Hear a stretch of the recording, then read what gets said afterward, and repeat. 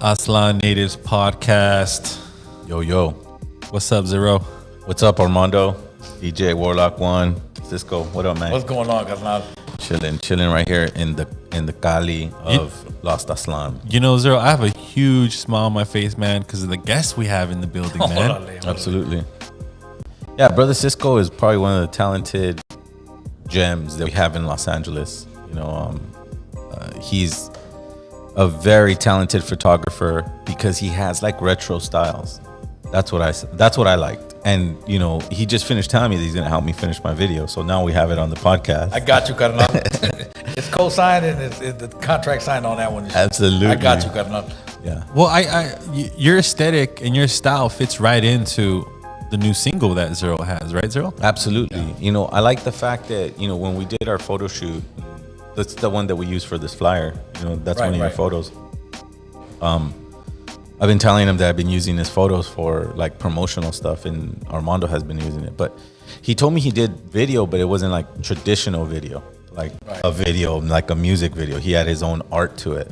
And when he showed me an example of it, I was like, whoa, this is fire. I want to do this for my whole video, my whole music video. And it's pretty cool. So it would be nice that, you know, we finish up those last shots, not very many. Right. And then we'll release Global Pandemic mask required for sure. But hey, thanks for coming on the show, though. Hey, Carnal, I got you, man. Yeah. I had a ball with you last time and shit. And Absolutely. It was fun to do I took you out of your element, I think, with the cover, the photo for the cover, because you told me that you're more into the street things. But I had this vision about the cover, so I went, well, let's talk to you know, who are we if we're not challenged, right? Exactly. And I think the photo came out great, and you used all your photographer skills, and right. I think it came out great. Okay, perfect. Yeah. I'm more comfortable in a street portrait style and shit. Is what I usually call it. With the without the use of, you know, the lights. You know, I like to use what's around me. Anything that's ambient, anything that's around me that gives me that not just the aesthetic, but the feeling of being outside. Absolutely. And so then and shadows play a role. Yeah, a lot, man. Yeah. I see in contrast a lot. That's kind of a talent to do that, because you got to visualize it that way. Right. Yeah. And there was a time where, because we all have to learn our tools, I didn't know how to use that hammer like that before. Right. I knew what I wanted, but I didn't know how to get there. You know, absolutely. You have to, from your head to this object here, to absolutely what you see, it has to translate. But yeah.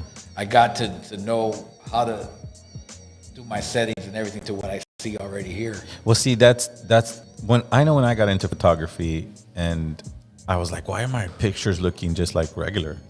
Like, I want them to stand out. Right. But then you go into the settings. I mean, you do your research as much as you can so that you can become the artist that you need to be. But I don't want to skip a step. Let's introduce people to who exactly you are and how long you've been taking photos. LA Native, this is probably one of the most talented black and white or just photographer in general, but his aesthetic is black and white. It's like seeing black and white tattoos. Right. Your photos are like black and white tattoos to me. I appreciate that, guy. So that's like, they're all feeding me. And you know what I love about it is that you can take it. You don't have to be famous to see.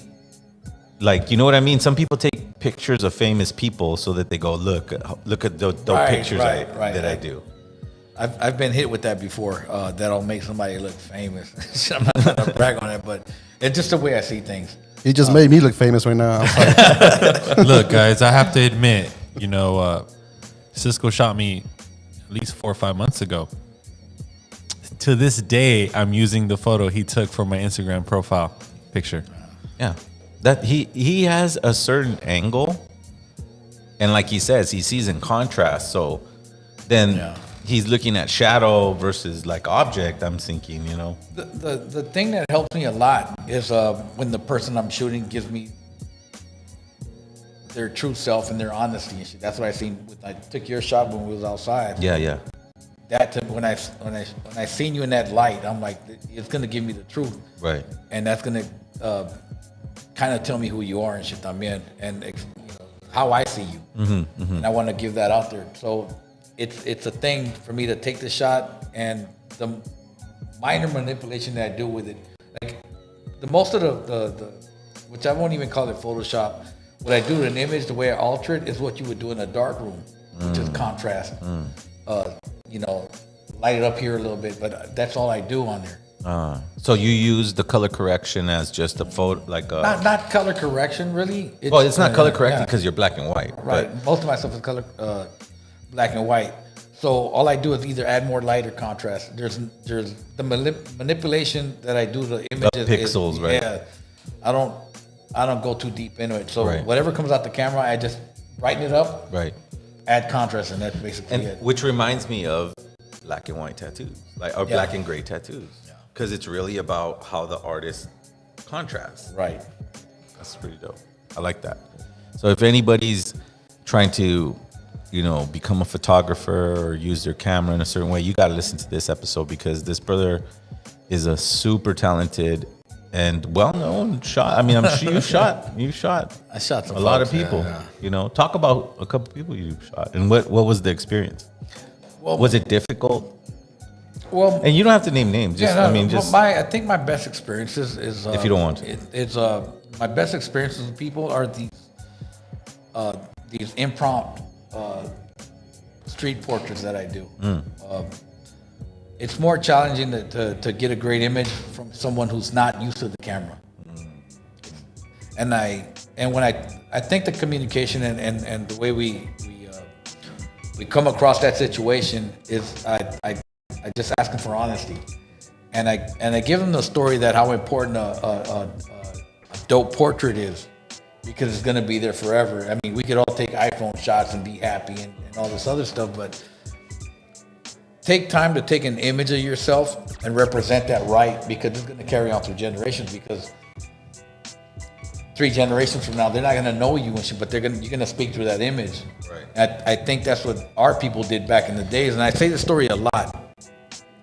Is us being Mexicanos, indigenous folks out here, a lot of our people didn't have the funds to go to back in, say, for instance, 1910 or whatever, when we have pictures of our grandparents. Oh, okay. And there's always that image of your grandparents that they went to the studio.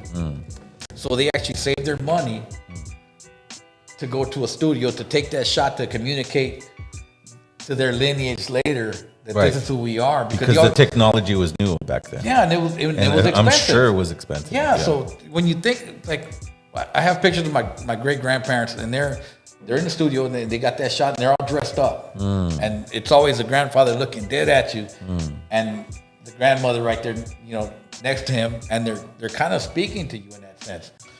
And you look to that, because that's the only communication you have. What he's speaking to you is through that image. So it has to be a very powerful shot, and they meant it to be that when they took those images. Wow, that's crazy. I just finished seeing. Zero, that's a lot to soak in, right? Absolutely. Well, because when you think of your grandparents taking a photo, that technology was brand new. Right. It wasn't like something. It was like cell phones today or whatever, or the smartphones. But now that you say and explain it that way, I look at the picture. I could vividly remember the picture that I just seen a few days ago of my grandparents young. They had to be at least. Well, my grandfather looked 20. My grandmother was around the same age. Yeah. And they were in this scene, and they were sitting down in a chair, and he had his suit on, and she had a dress on. He explained it all. And I'm like looking at this image going, holy fuck. It's especially what I'm talking about, this, especially the images from like the early 1900s, right? Yeah, that's... And then because grandparents on my mother's side and my father's side, they actually did the same thing. Because there's always that image, that important image of your great grandfather and your great grandmother. Yeah. And then on the other side, it's the same thing. They had the same mentality to go to this studio to get this actual image done. Because where they lived at, whether the rancho or the pueblo, they sought out to go to the photographer, to the studio, and they thought it was that important to leave that legacy behind of that imagery. And then the grandfather's always looking like really manly and really strong. Absolutely.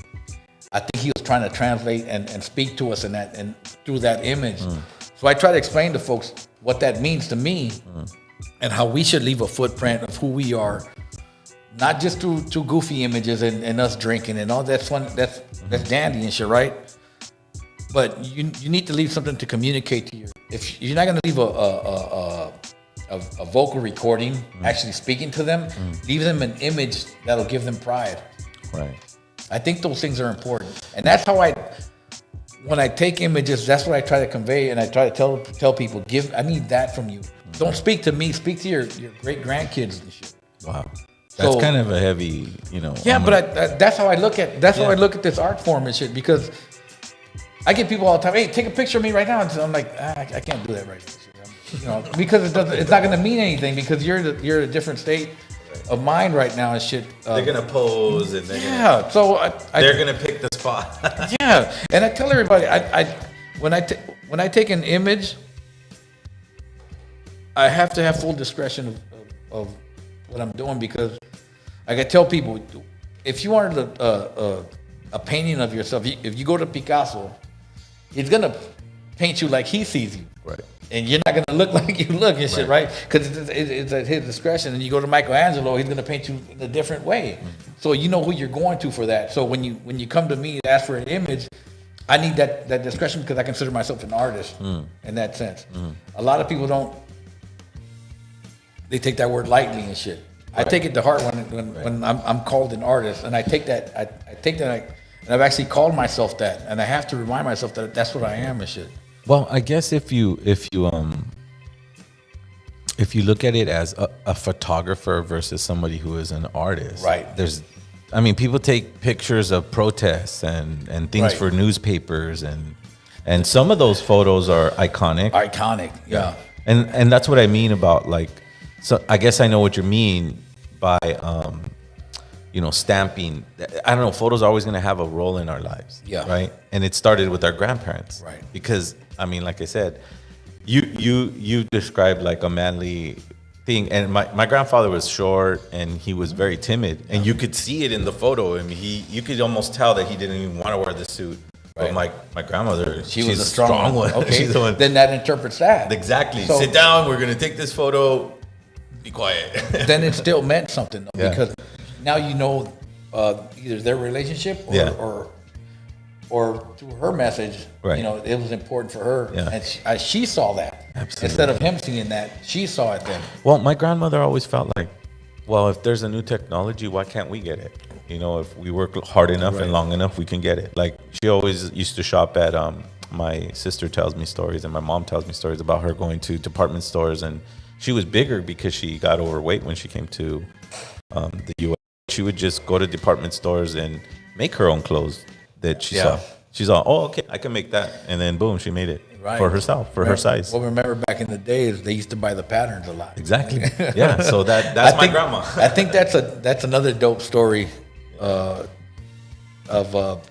patterns and dressing ourselves and having our own style, too. And which I dig, because I dig a lot of the styles even from the 40s, 50s, and 60s. Like with today, when I shoot people, or either they come up for a portrait session, that's why I like to shoot artists, because regular folks, they tend to dress just bland for me, and I need something from you and shit. Right. Something eclectic, something classic, or something like that, to give the image more, because also I can't make every shot great, because it's what I'm working with and what you give me. So a lot of times before I have a photo session, I like to sit back and break bread with them, and so they can know what I'm looking for, and what I need from them, which is total honesty and shit too. Yeah, your statement just a second ago reminded me of my videographer who used to be a photographer, and says, dude, we're gonna take 50 pictures, but we're only gonna pick one. Yeah. And it's like, you have to review each picture. You have to see, wow, I like the face, but I don't like the lighting. I like the, things that are very detailed, and you just pick one out of those 50. But how many? I know when we took photos, we must have took like at least 100 photos. Yeah, that's because we were in different locations. Right. And I only picked Yeah. 10. Yeah. So you know, if and we- even then it has to get edited to, Right, you know, right. to the ones that Armando is using on the Like, flyers and shit. when I'm really light on it is when I do these street portrait sessions and shit. Is I take very few of them,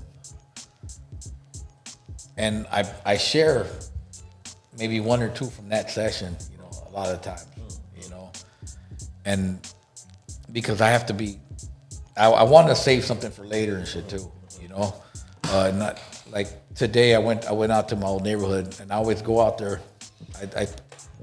Because I live in the high desert, so once a week I come to LA, I come out, drop off some film, and then I go shoot because I'm still working on my book about the area where I was born.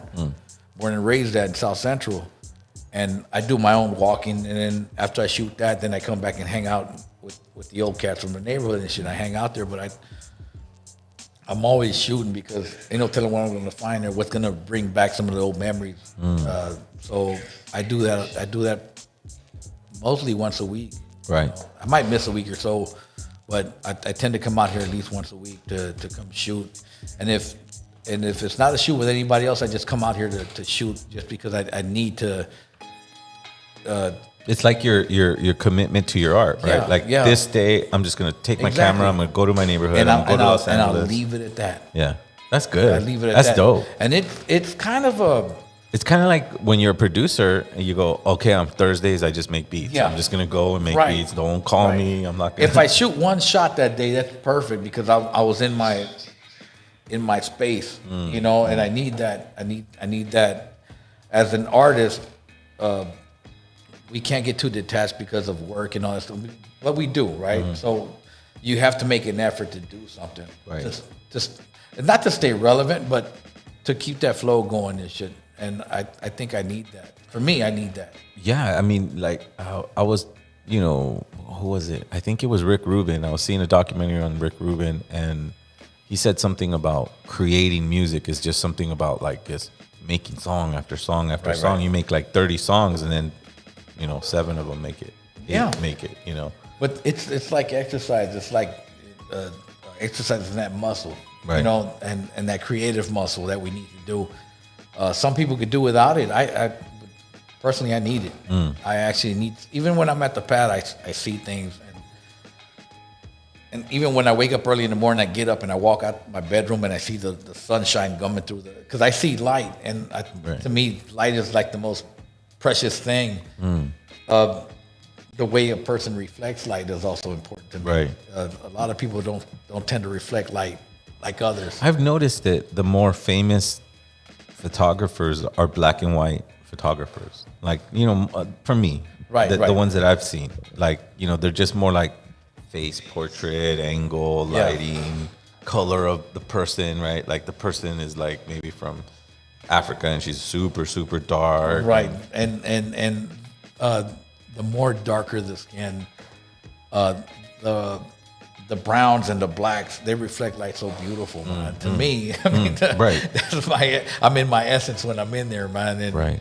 And that's why I guess shape of face too, right? Shape of face also, the way too. the face is shaped and certain but you profiles. find these visually pleasing to you. I mean, in certain people too, and sometimes somebody might not be attractive that other people might not deem attractive, but you see it in them, and you try to bring that out. And I go for that, man.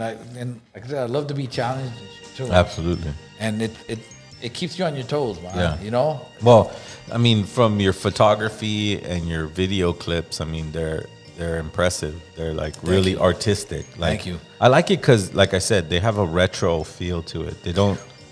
Yeah. It almost has like your own rap style. You know what I mean? Like you have your own style. Well, as I've said this before with a lot of other folks, my love for photography came from, you know, your National Geographics, records. When I was a kid growing up, I spent a lot of time playing a record and going through the whole album. You know, just looking at the artwork. That's what caught my eye. Bob Dylan's album back in the days. His girlfriend was a photographer. She's taking photos of him walking the street or in the studio, stuff like that. I really dug. So my aesthetic is that. So an image being solidly clear and perfectly lit is not always the thing that I'm looking for. I'm looking for that emotion, for that moment too, which I try to capture. And I think that resonates with a lot of people when they see my images because they do call it retro classic. So you're understanding where I'm coming from with that. So that's not easy to do with a photo. Yeah, I know. Like it's like kind of like writing lyrics and you're like trying to convey a message. And if somebody gets what you're saying, wow, you kind of did the good job, right? Because I conveyed the message exactly. And when your message is understood, is what's dope. Yeah. When they comprehend what you're trying to do, absolutely. And when they can relate to it, like yeah, and it gives you that feeling because I want people to feel what I feel when I see dope work and shit. When I seen albums of Electric Ladyland with Jimi Hendrix with Linda McCartney shooting his stuff in the back in the studios and whatnot. I always dug that, and I always thought I would love to be the photographer in the studio. And that, imagine being a photographer for the Rolling Stones when they were like in 66, 67. Yeah. How everything they shot was dope.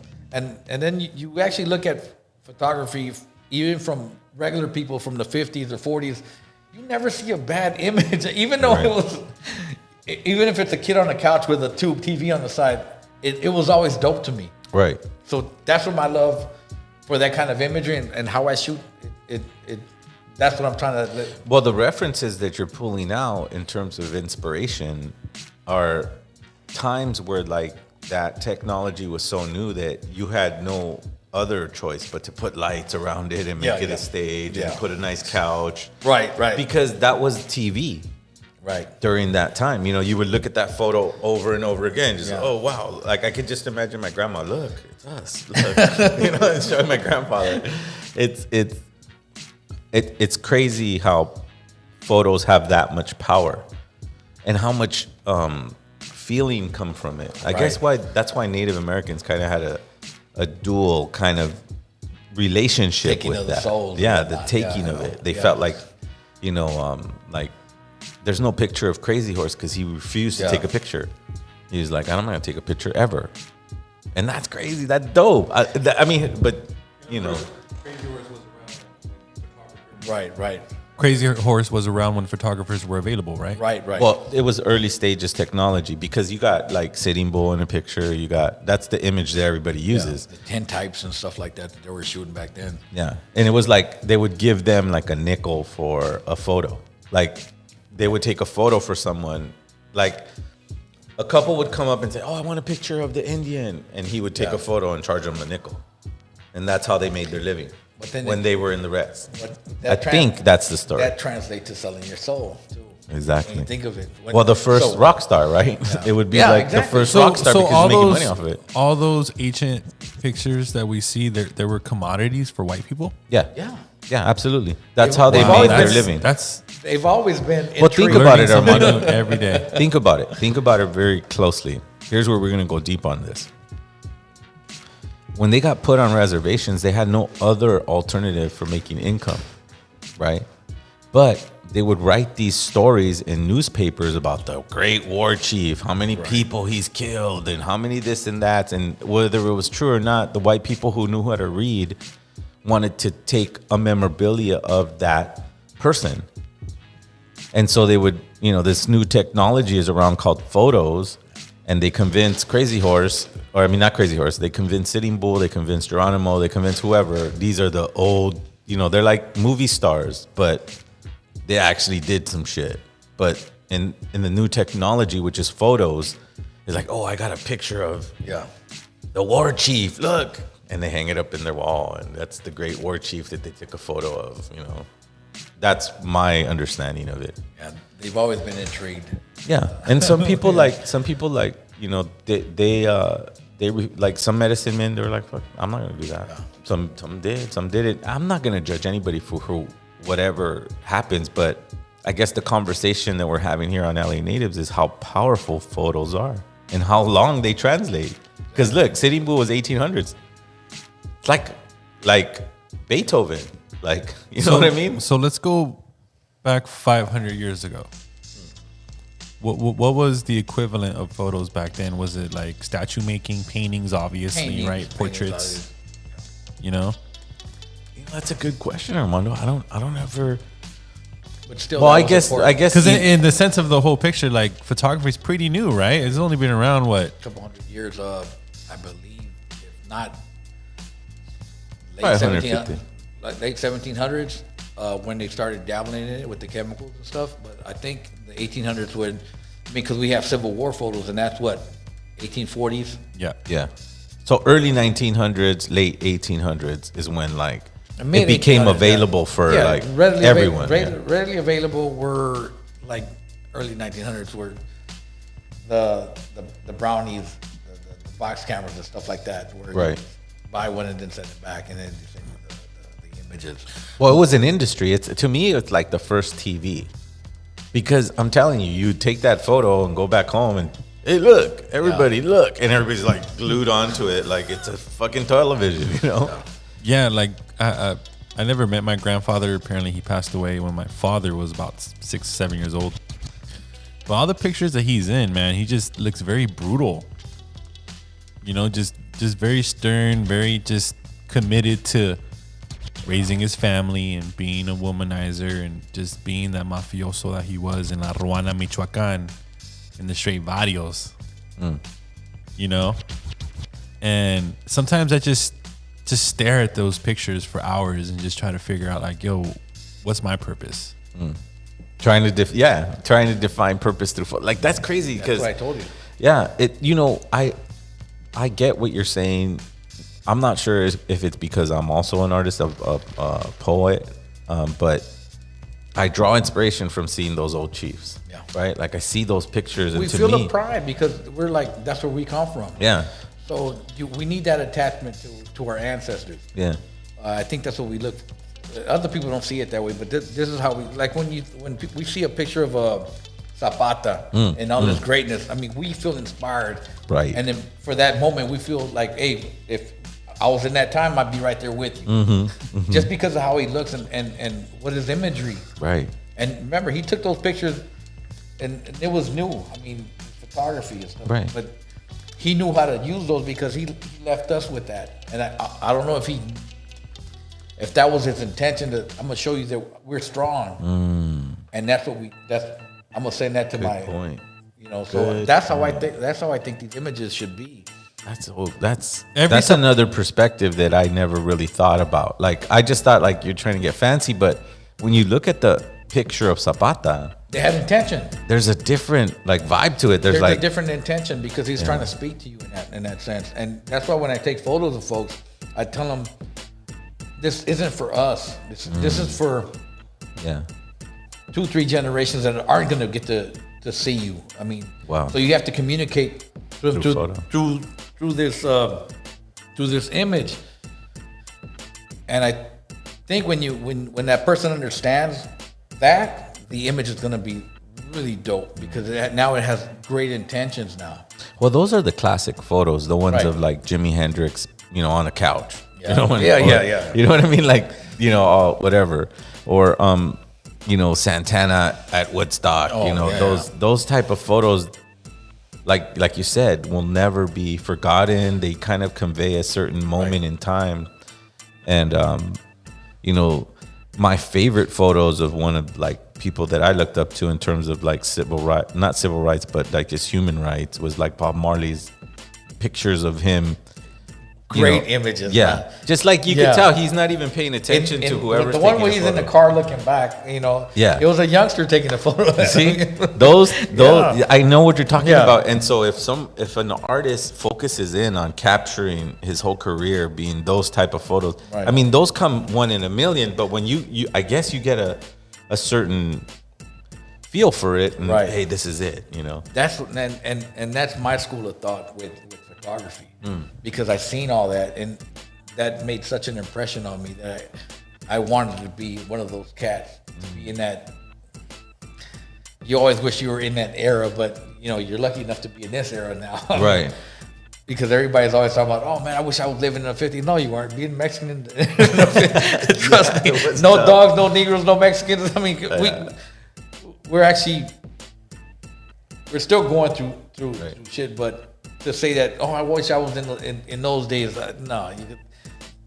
Who'd you be without your phone? Yeah, exactly. Even though when I was growing up, we managed without a phone. It was beeper time. Yeah, and even prior to that, because if we had, because I recall in the 80s and shit, when me and my partners were going to meet up, or we're going to go to a party, and I'm going to meet you there at this point, and this is the address. Now you have to stay in contact with them throughout the whole trip. All right, where'd you stop at right now, this and that. Oh, yeah. Back then there was just that from point A to point B. I contact you now, and I'm gonna see you at point B, and that was it. And hope you make it. You don't know nothing, in between. Yeah. So we can't. I really don't wish that I was in that era, but I dig what they did, and I respect that. And I think I try to capture that. We've had a lot of eras. Say, for instance, the farmers, United Farmers. With Cesar Chavez and all that era be there to capture that those moments were dope. And then somebody might say the hippie area, the era with what's the Haight Ashbury. That was actually a dope moment too. To take images. We have all these eras, and I'm glad I was here for the Chicano movement. Chicano artists, Mexican artists, Latino artists, whatever they want to call themselves. We're getting a lot of voice now too, and I'm glad I'm here to photograph this era too.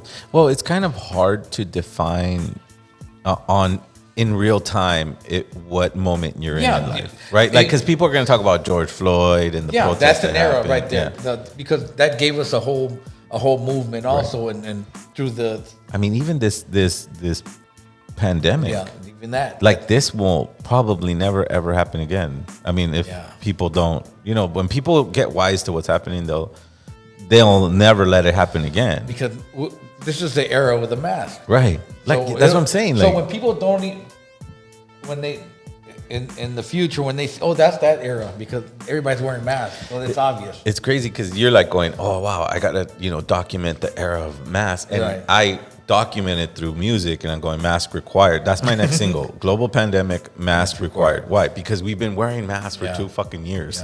Yeah. So that's the new single. That's what I'm gonna talk about. But in a way, I'm stamping it in time when I create a song now. Right, I'm gonna stamp whatever our reality is in time with poetry, just like our ancestors stamped it with books and their temples and their wisdom. I guess you're doing the same thing with photo, right? Because you can make, I don't know how to explain this, just an ordinary person look, and bring them out. You know what I mean? And I guess you were describing by using light or maybe the background, right. But I think through communication too. Like I said, I've had shoots where they're not giving me themselves, because I could tell in the eyes that you're not comfortable. I can tell when I tell somebody, all right, put your hands right here, and they put their hands down there, their hands look posed. And I need to tell them, you need to relax. That's a very fine detail. Yeah. And I see the stress in their hands because they pose like this, and say first, I tell them, okay, but I need you to be comfortable, and they place their hands and they look like this. I'm like, no, you're not comfortable. Right, they're stiff. Let's sit back a bit, and then we'll wrap some more. It's crazy though, because in your head, I could picture you seeing those old albums, and you see, the rock star, and he's kind of just, he's just laying back, like he doesn't have I'm gonna take a picture of you, and he's just kicking it or whatever. But those positions that a human has are very natural. But shooting artists is different too, because they're kind of more aware of what you're trying to do, and they need to set their character and shit, right? And I think that's one thing I dig about shooting artists and people like that, because they already know that they're gonna have to do a little bit more, So with street portraits, when I hit random people on the streets, it's a whole different thing. But when I guess through the communication, I explain to them what I'm trying to do, and I don't know if it's me, but they get comfortable and when I tell them to look directly at me, when I'm taking them to tell me who you are with your eyes and shit, and they give me that. I think those are the best images I get. Yeah, I was very happy with what I got out of our photo. I mean, I felt like I got way more than I needed, and I could cycle a couple of them in and out. That's why I gave you more, because I really don't shoot that much like that.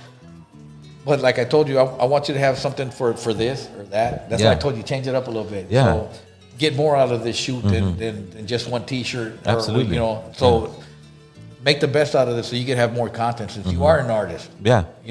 If it's a regular shoot for somebody else, you just need this and that. But you've got the platform, and Sunday,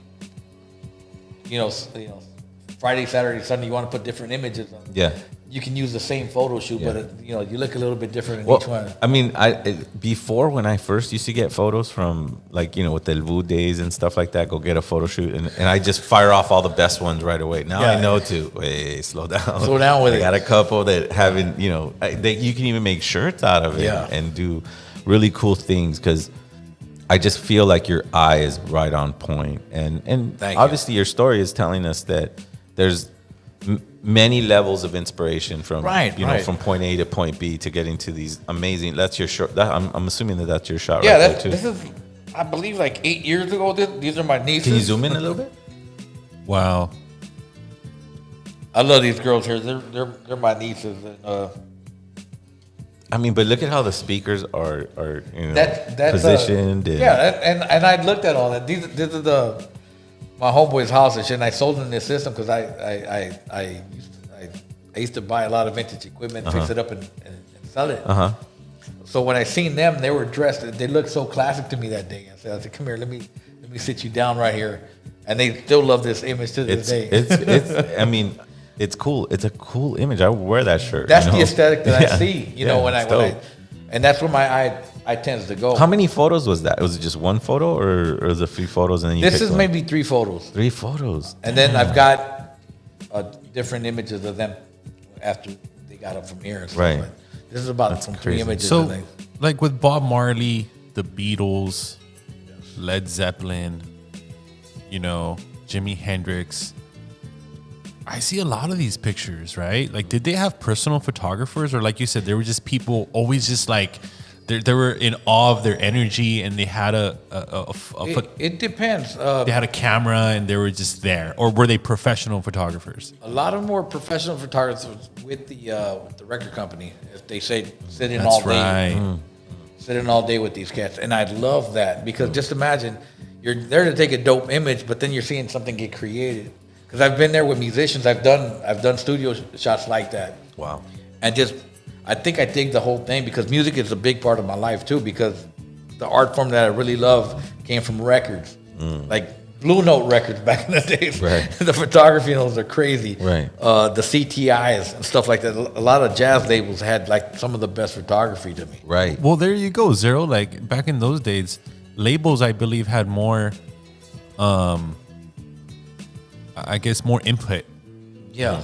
When it comes to definitely compared to now, you know. Yeah. Well, now it's more get it done quick and fast. But back then it was more like this album's going to be bought, for generations, and that was their product. So they spent a lot of money and time on and they sent the best. They sent the best. Like when they were preparing Bob Marley's vinyl records, right? And they were picking the picture, the one. Right, I'm sure they was had a whole wall. board. Yeah, I'm sure they had a wall of people deciding what picture to use. Right. If you look at the documentaries of how these albums were composed and the amount of images that they had to pick from, to it's pick insane. that one. Yeah. It's crazy. The Eagles. One time I heard a story about the Eagles photo, and I guess it was an album that pulled out, and they were in the desert, and I think they were all high or something, and someone took a picture, and like they were like, "That's the one," that one made it. But it was like 300 other pictures that were just it also had to do on the artist too. If he was really vocal, Right. how his vision was too, and Right. if the record company gave him that much power to what the visual thing Absolutely. was. So Zero, me coming from an underground background, I fell in love with artists when I would listen to their music and I couldn't find their pictures. Like I remember at one point, you know, when I was listening to El Vuh back in high school, there wasn't really a lot of pictures of you guys, bro. Like I was just like, who are these dudes? Yeah. I would look up El Vuh on AOL back in the day, and I wouldn't see anything. Yeah. And then I went to your guys' MySpace, and I remember vividly there was like a faded out picture with the El Vuh logo, and then your guys' logo, and then your logo, and then your logo, the album cover. I'm like, wait a minute, like. And I remember in those album covers, you guys never used pictures. Nope, we didn't use photos. So that kind of maybe in the underground helped out underground artists. Well, it did. Just imagine, say for instance, like Led Zeppelin albums back in the day. They had a sort of mysticism to them, right. and there wasn't quick access to them like there is now. Because you could actually, if you try hard enough, you can get a hold of Justin Bieber, you know, because they're accessible because of social media. Right. Back then, you were given a limited amount of information on them, and you had to, your mind had to come up with the rest. That was a concept when, because there, you know, we did take a photo for the evolution in the back, but it wasn't clear. It was like a bus was moving, and it was in MacArthur Park, and it was in black and gray. So it was very. It was planned out though, right? Yeah, I wanted to keep it though, like Cisco was talking about, like. There was no real that like we were never gonna be on an album cover or on a shirt. Right. It was gonna be art that represented what we were saying. Yeah. So so we weren't accessible visually. You had to come to the show, see it. And I think that's what I loved, and that's why maybe I would troll you guys around. Remember, we would go. You would come to like all the shows. Yeah, and I like maybe that was another element because I was so addicted to the music, right? And you know, the hunger of me finding out how they looked like, that's what made me go to these shows sometimes. That's and I remember at one time, you know, I guess El Vuh was gathered around like in the VIP area or like at an indigenous, like an Eastside Cafe shit. And then me and my homies would look at each other like, yo, are those? Is that dude? Yeah, because we haven't seen them. They haven't been definite with their images. And you know what a big reason why is I didn't know a photographer my partner was a great photographer. She's the one that did the evolution in the back, but for Jaguar Prophecies, for like the front image, like I don't know, I was just very picky about like who was gonna have that one. You know, I'm just so glad your guys' first records, you guys just didn't instantly off the bat put your pictures on there. No, because you had to keep it mysterious. Like he said, like there was like, you know, when you looked at Led Zeppelin's album and it's a person carrying wood and it's a certain mysticism to it, and it makes you want to even research more because our access to not to music, but to music information and artist information was a whole lot different than it is now. Yeah. Because there's a difference between people who like music and people who love music. I tell this story all the time with a lot of younger cats. Of course, we had the tape decks that we recorded the radio station, you know, the radio on that night or whatever. What I would do as a kid, and this is to tell you how much I love music, because compared to downloading, you don't love music the way I do. Mm-hmm. When I was a kid in the early 80s, I would save up my money, buy up a pack of cassettes. Then after that, I'd grab my library card. I'd catch the bus to the library. The library used to, they used to have records. I'd pull out like 5 records. I'd go back on the bus and I'd go home and I'd tape these records and then take the records back. And now I have my music. That's my download. That's the time and the effort and the footwork that I put into to get music back then. Wow. Who's willing to do that now? Yeah. It was like, you're mad because your download speed is too slow. Too slow. Yeah. And I gave it that much effort. So music has a lot to do with who I am now and the way I see also. I see. It's a part of your art. Yeah, it's a part of the art because I actually hear music when I'm there's a rhythm in there when I'm taking an image. Interesting. And I use that. You get into a zone though. When we were taking photos, it was almost like the communication was different. More like stand over here, like okay, cool, right there, and be natural. And it's like almost like when I'm in the studio with the rapper and just like relax, okay, go. Yeah. You know what it's like, right? You could DJ Warlock. You could hear when their voice is tense or something like that, right? And they're not that comfortable. Exactly. So you want your product the way you know it could sound. Right. because it's not coming from you. It's actually coming. So you got to kind of coach them to that. Absolutely. But you could hear the nervousness, and stuff like that, and I could see it because I could see it in people's eyes, and I could see it in their hands when they're tense and they're not ready for that image. So that's why I take a break and I say, oh, and I always make an excuse. Oh shit, I need to grab a drink and shit. No, let's sit back for a minute, and I talk to them and shit because I need them to get comfortable, especially shooting women. You know, all the shit that's happened. You know, with photographers manipulating and doing things for that. I know if a woman is uncomfortable, so I try to represent myself, you know, the way I talk to them, and try to get them comfortable in some sense, and let them know that, you know, it's just important, and if you don't feel right, by all means, you can cut it. And they're like, no, I'll do this. I said, well, all right. And then we sit back and rap till they get comfortable, because I tell them, I can see it in your eyes that you're not comfortable shooting right now. So we need to have this downtime and start, relax. Relax for a minute, and I tell if I have a shoot with a woman, I tell her you have somebody to come with you. That way you can have somebody there with you too. And stuff, you know? And then they feel completely comfortable to do whatever they need to do to express themselves. Because we do have to be careful with that situation, because there is a stigma between male photographers and women because of stuff that's been done in the past. So I tend to tread lightly there, but I'm also not going to change who I am. You know, I am lighter with my voice and stuff, and the way I communicate with women like that, because I do understand there is a stigma for that. You know? Absolutely. Well, I mean, the stigma is taking advantage of these women while you're doing photography, right, Zero? Yeah,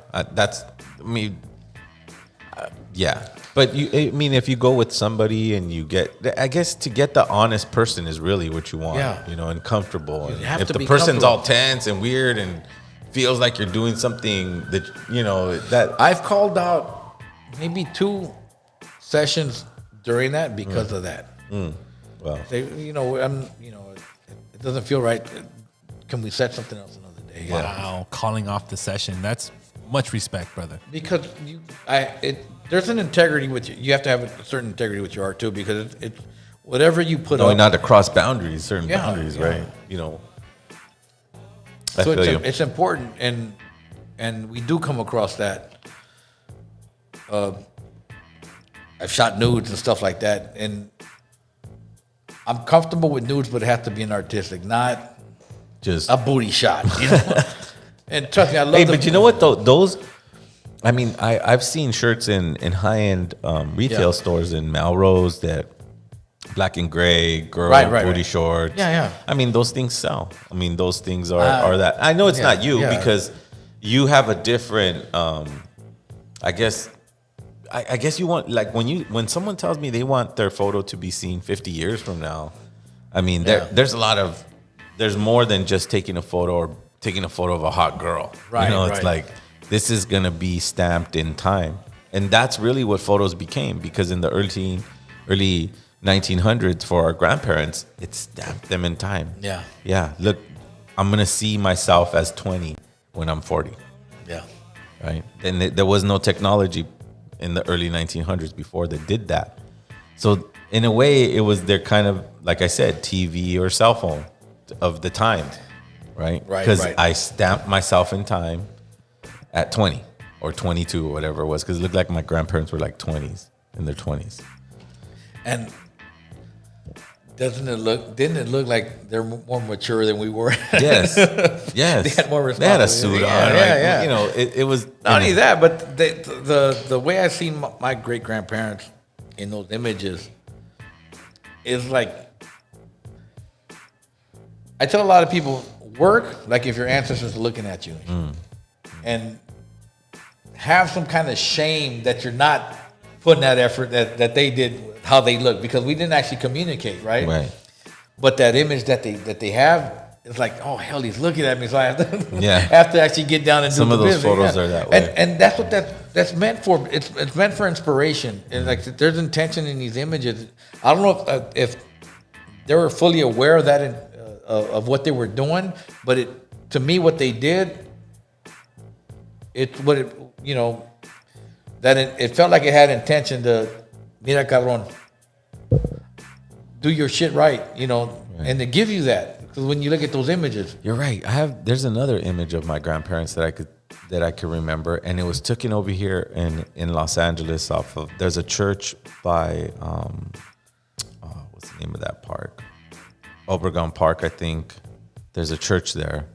And my grandparents, you know, were at a quinceañera. We were doing a quinceañera for my sister, and someone said, take a picture. You got to take a picture. And they both stood there like if they were taking the 1920s picture, and they had their little pose and they took it. And it was like almost conveying a message of like family. Because they know what that represents. Yeah. And we're too late because, you know, like I said, now with the you're readily available to take a shot. Images are kind of taken for granted now because you could do, back then they're like, okay, well, I've only got, you know, 24 images on this 35 millimeter, either 10 or 12 on this 120. So you had to actually not just waste your shots. Now you can take 100 images, whatever, and shit, you know? Well, which I think fucks up the whole storage analogy, right? Like, how do you properly store photos right now? Do you have to rely on the social media programs, or do you recommend a digital cloud, or are you the type of guy like, look, dude, like Zero, like if you got some solid shots, bro, let's put out a collage, physical collage or whatever?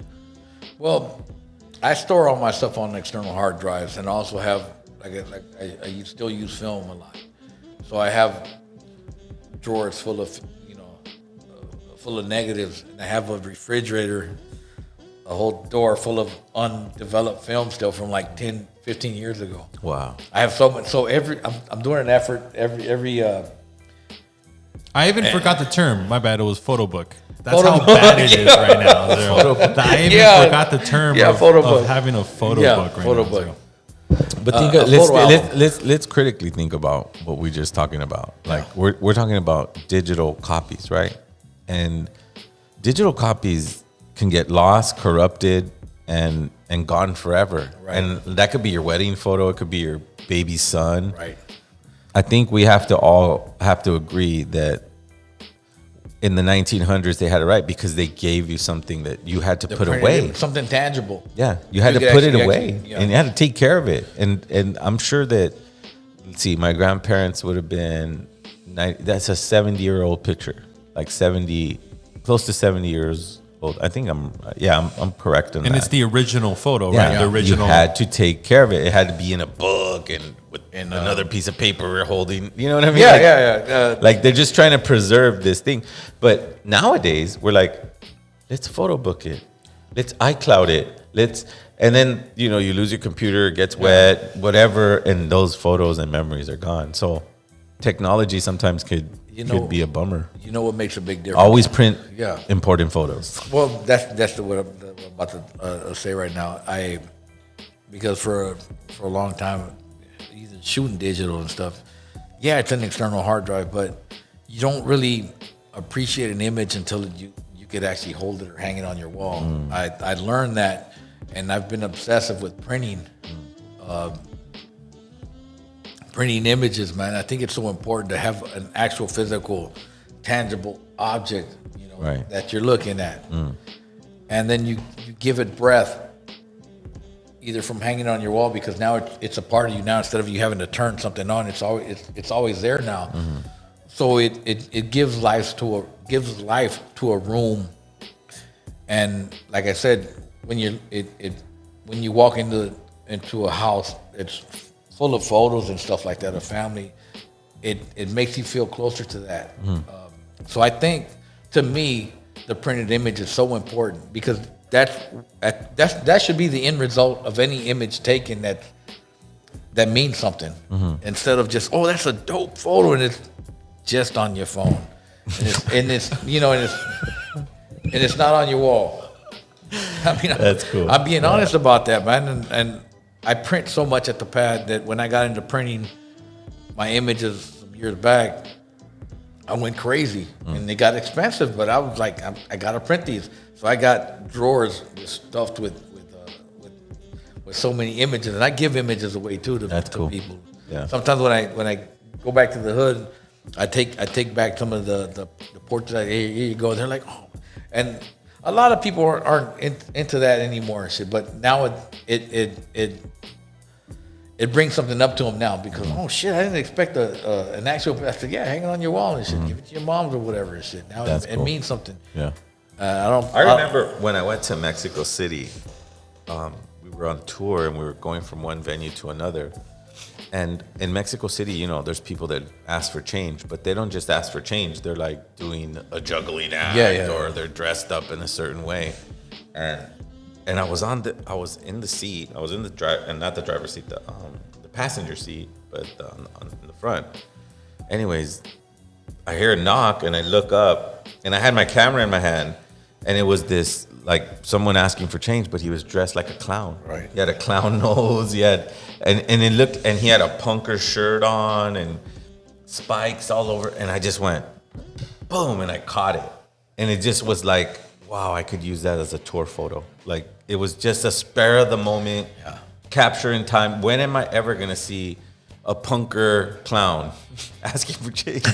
You know, it's like in Mexico City. Yeah. And you have everything there. It's like the background of Mexico. But I caught a close up.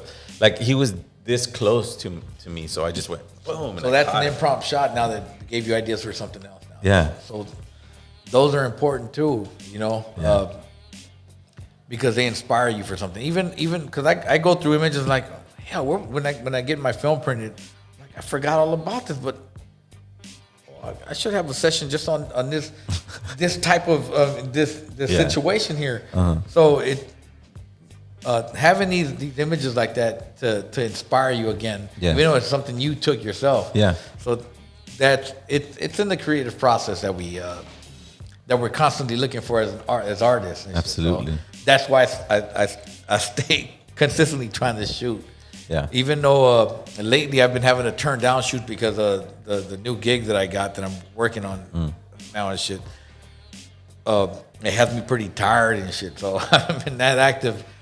But I still, as far as to setting up photo sessions or whatnot, but I still go out on my own every week to shoot out here in LA. Well, that's cool. You stay committed to that. I have to. I have to. It's that's how you get good at things. You have to have a certain discipline, anyways, and keep your trigger finger ready and shit. You know. Yeah. But also have intention with images too. Right. When you go out, it's like, oh, we'll see what happens. No, I actually know where I'm going. I know what I'm trying to get, and I know the what I'm trying to capture. So I keep that in mind, so I don't waste time trying to figure shit out when I'm out. Right. So when I come to LA, I always do my shit, and then I go hang out after that. Absolutely. So because I'm still working on it's been going on for 2 years already, where I'm documenting the neighborhood where I grew up at, because it represents a lot of who I am, especially in the era that I grew up at. And the community that was around, I want to give tribute to that. So that's why I'm doing this and taking stories down. I'm also doing videos and also audio recordings. And I'm interviewing a lot of folks from back in the days because our neighborhood was something different, especially where I grew up in South Central. Right. Predominantly black neighborhood where I grew up at. And these stories that I want to tell the people to acknowledge, because a lot of my family members, a lot of the friends that didn't grow up there don't understand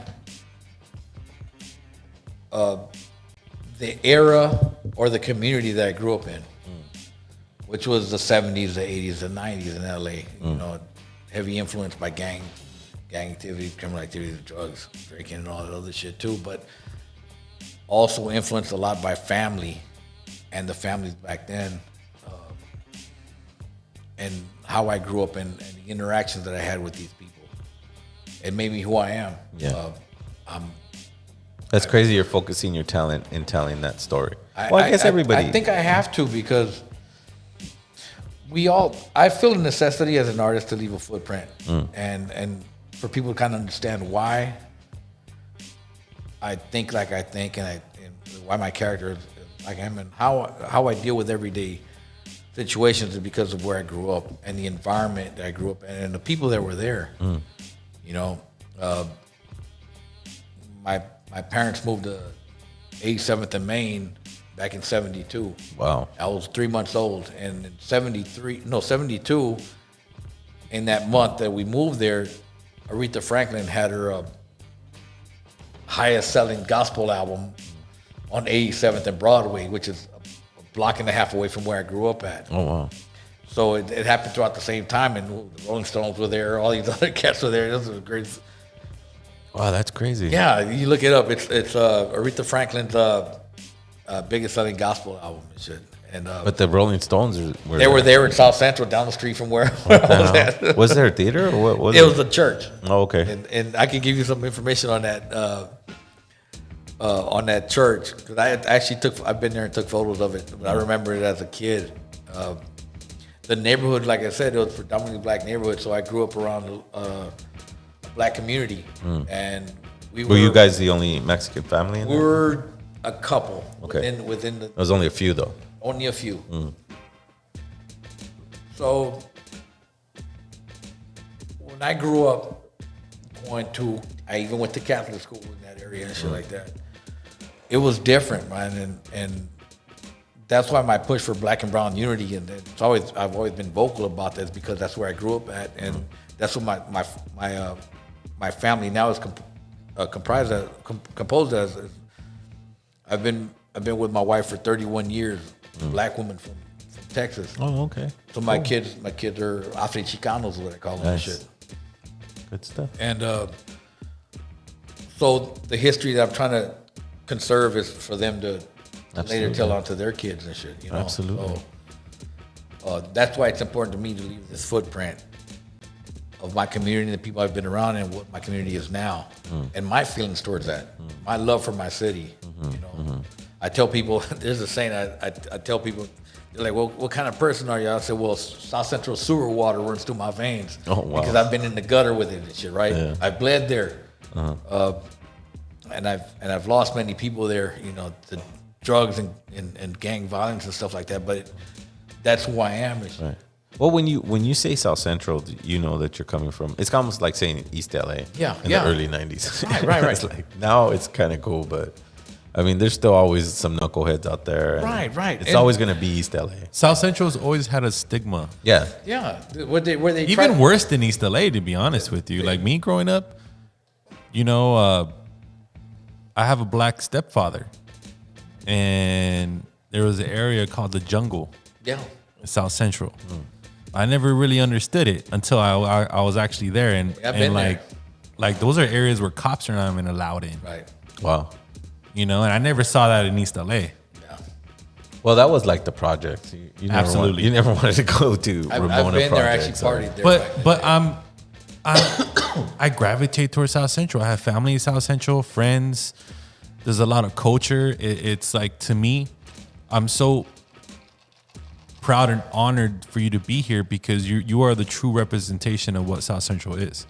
Taking away the stigma, there's art, there's beauty, there's beauty in culture there, though, man. behind it. That's what I try to portray, and shit. And so people to see these people as real people, and not just somebody on the news in the background and shit. Right. These people have stories. the stereotypes. Yeah, the stereotypes, man. There's so much, so many stories about South Central and why I am like I am, and the empathy that I feel for other people too. It's because where I grew up and the love that I was shown growing up as a kid. You know, the reason my English is the way it is because of black kids or my black teachers and stuff like that. Later on, when I had white teachers, the white teachers, oh, you don't have an accent, like the Mexican accent that we're supposed to have. Right. And at a young age in first grade, they're like, you speak like, you know, you don't have that accent. I was like, well, hell, I grew up with Tanisha and Michael and shit, you know. So that's how I speak and shit, you know. And growing up, I caught a lot of flack because being where I was from, growing up in gangs and shit, I was a Crip. So a lot of family they're like, hey, well, you know, I said, well, you weren't raised where I was raised. You know, I grew up in there since the 70s, and I know these neighborhoods, and why would I claim that block when I live on this block? You know? So I dealt with it differently, and they always would tell me, hey, well, wait till you go to jail and shit. You still gonna be claiming Crip, and my mentality back then, I'll deal with it how it was and shit. So I was a knucklehead and shit, right? Right. So these are issues that I had to deal with because of how I grew up, but I would never change from that. You know, not that I'm, you know, by no means am I claiming sets now, but I appreciate where I did. Well, you know. your life experience is Yeah. important, and the story and the documentation of it, and to bring out beauty maybe out of somebody's negative. Exact negative views or Views of it, ideas of what that is. I'm like, No, I'm well, telling you right now. You're saying South Central, and I'm going. I don't want to. Yeah, I don't want to. You know what I mean? It's just that stigma that it has. I'm there, man. As I go there every week, man, and the majority I go there every week, and I just sit back and I either talk to young cats, the old cats, and ask them, you know, because a lot of South Central history, a lot of people weren't from there. You know, their families came from the South, and they came out here in the '60s and whatever and stuff. So I asked them that. So where'd your grandmother come from? And I get all these stories down, and I record all this stuff, which I'm gonna put out later. But I don't share a lot of the stuff that I do capture and record out there because I want to put it out later. Yeah, African American history in Southern California is very unique. Mm-hmm. It's not like, it's weird because they're not like us where it's like, oh yeah, I lived in San Diego, or my mom's from fucking you know, Mexico right close by. They're like from Louisiana, St. Louis, you know, North Carolina. Yeah, you get all these stories, man. I've got documented stories from my old neighbor. He's still alive, and I sat back with him one day, and I had the recorder on, and I talked to him, and I said, John, he's from the South, man. He remembers when we moved in there in '72 because he was there since '70, and you know, he's been knowing me all my life since I was a kid. So I sat back, and now as a man talking to him, I said, John, so where are you coming from? Where's your wife from? You know, how was this neighborhood before? And I'm getting all that. I'm recording all this stuff. That's cool. And it's amazing to sit back and actually go back and get these stories because I wouldn't have done that as a kid back then because, you know, John was older, this and that. Now he's in his 80s, and I sit back in the man's front yard and I talk to him like that, you know. Yeah. And he's like, yeah, I remember he was a kid, man. This and that. And it's so dope to get back into the clutch of things, man, and where you were from and actually. It's crazy to know somebody that long because Yeah. I mean you were a kid and now you're an adult. And I sat back and talked to him. I'm having a beer and he's over there sitting back and just telling me his whole stories. I got him That's on cool. video and everything. That's cool. You know what I trip out on, guys? Like, you know, the whole racism thing. You know, East LA predominantly raza, right? South Central, Predominantly black, yeah. right? Barack Obama Boulevard, Martin Luther King Boulevard, in that side, and then what do we got? Chavez. Cesar Chavez on our side. It's purposely placed there, right? Zero, to remind us and to remind our generations, like, look, that's our side, Black that's side, your yeah. side, and the white people side. There ain't no names out there like that. Exactly. Yeah. Yeah. You know? Well, It just I wish that stigma could end as soon as possible. Because if once that day comes, there'll be more love. absolutely. I mean, this is designed to separate. You know, cities aren't designed to bring everybody together. At least that's what they say they do. But really, it brings people apart because then people want ownership of certain areas. Exactly. And you can't cross this area. And Zoning is real, right? yeah. Well, it's Redlining. crazy. Redlining, right? It's crazy because we fight over, like, you know, blocks that we want to hang out in, but you know, when they call eminent domain, they take your shit. They take everything. They take all your shit. You know what eminent domain means? That's a city official coming going, we're gonna build a freeway right through your house. The 105. You're like, no, man. I don't want to sell. I don't want my name. You have no say in that. Eminent domain. Fuck you. We're gonna go through here. The whole 110 freeway right into South Central Yeah, LA, well, right? actually, the 105, when that happened. Yeah, it's called eminent domain. domain. But we over here fighting over blocks that we say we own, but we don't. And If- I'm trying to point out, real officials, real city officials, they don't fuck around. They just go eminent domain. And that's Boom. it. That's the terminology. We're done. They'll set laws and shit. Move your ass out. And Yeah, and they'll take a old lady and just give her below value of her house, and you know, it's just it's a crazy law, but we live under it. So that's what I'm trying to say is that, you know, we have the facade that, you know, we have this freedom and we have all this, but if you look inside, this is our barrio and shit, Yeah. right? No, it's not. no, people No, it's come not. in and just eminent domain. And in these videos, right, you see so many liquor stores Yeah. and so many convenience In shops that abundance, sell man. blunts and beers and liquor, bro. But when you go to Brentwood, Beverly Hills, They're not there. they're Culver City, they're nowhere to be found. yeah. To quote Lawrence Fishburne, they want us to kill ourselves and shit. You know, There's no. I mean, And who owns these liquor stores? yeah. Well, I mean, anybody who wants to start a business and hurt the whole community around it, it's just like. But neither here nor there, we have our space, and it's never been. I try to get away from a place where we're always going to be cool, right? Because there's always challenges, even in our own neighborhoods. When we grew, like you grew up in South Central, but I grew up in East Los Angeles. It was just our people. Yeah. And we always used to hide our money or hide our weed because the dude was going to, you know, we used to get punked all the time. I wasn't into, you know, murdering people or whatever. But it doesn't say that we didn't have to get down and protect ourselves and stick up for yourselves. But, you know, our streets tell many, many stories. And to be able to take a photo of it and have a person's imagination on their own way, in their own terms, define what that is. yeah. That's the job of an artist to When kind their of bring that translation out. of your artwork isn't what you actually, what the message was in it, you Right. know, and that's the scary part of misusing, people misusing your art or translating it different and shit. You know, It's kind of like when you said that, it was like let's say for instance it's early 80s and you see a person in South Central who happens to be affiliated with somebody who is, you know, in a gang, and he's showing his young kid how to ride a bike. That's a crazy image. Yeah. Because he has a certain attire, but he's showing love to this child. That's very contrastic, you know, kind of imagery. And I feel like Cisco takes those type of photos. That's the type of photos, like when I see Cisco photos, that's what I see. Like, Well, Cisco is bringing quality, high-end photography to South Central. That's how I see it, Cisco.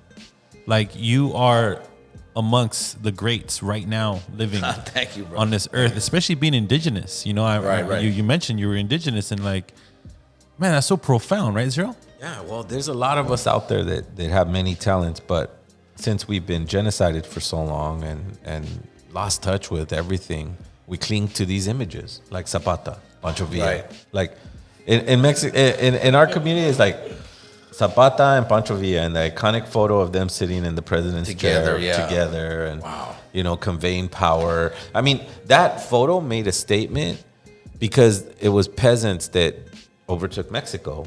And now the photo of them sitting in the president's chair was making a statement, right? Take the photo, get the fucking camera, take the photo. You know? And again, it goes with intention and shit. Yeah. You have to have the end result and to feel proud of that, what they accomplished and shit, right?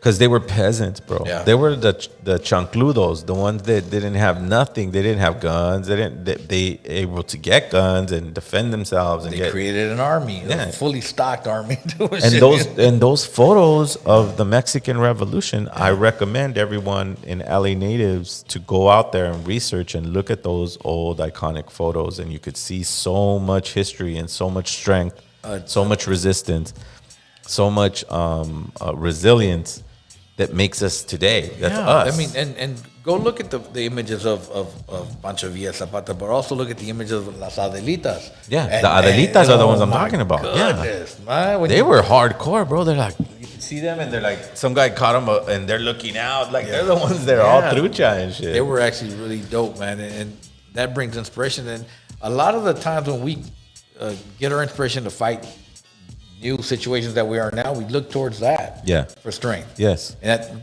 that's the importance of an image, of an iconic image to give us pride. Because, like for black folks, Like how would it be different for us if we didn't have that photo of Zapata? I think it would have been different. You're right. Yeah. I think so too. I think it has. It would just be a written book. That's what makes it hard about Crazy Horse, because you read stories about him, but there's no image. And then you're like, man, did he even exist? Yeah. And then with nowadays and technology and movies and the hyping of something, they could easily, without that image of Zapata standing in resistance, they could have made it whatever they wanted to.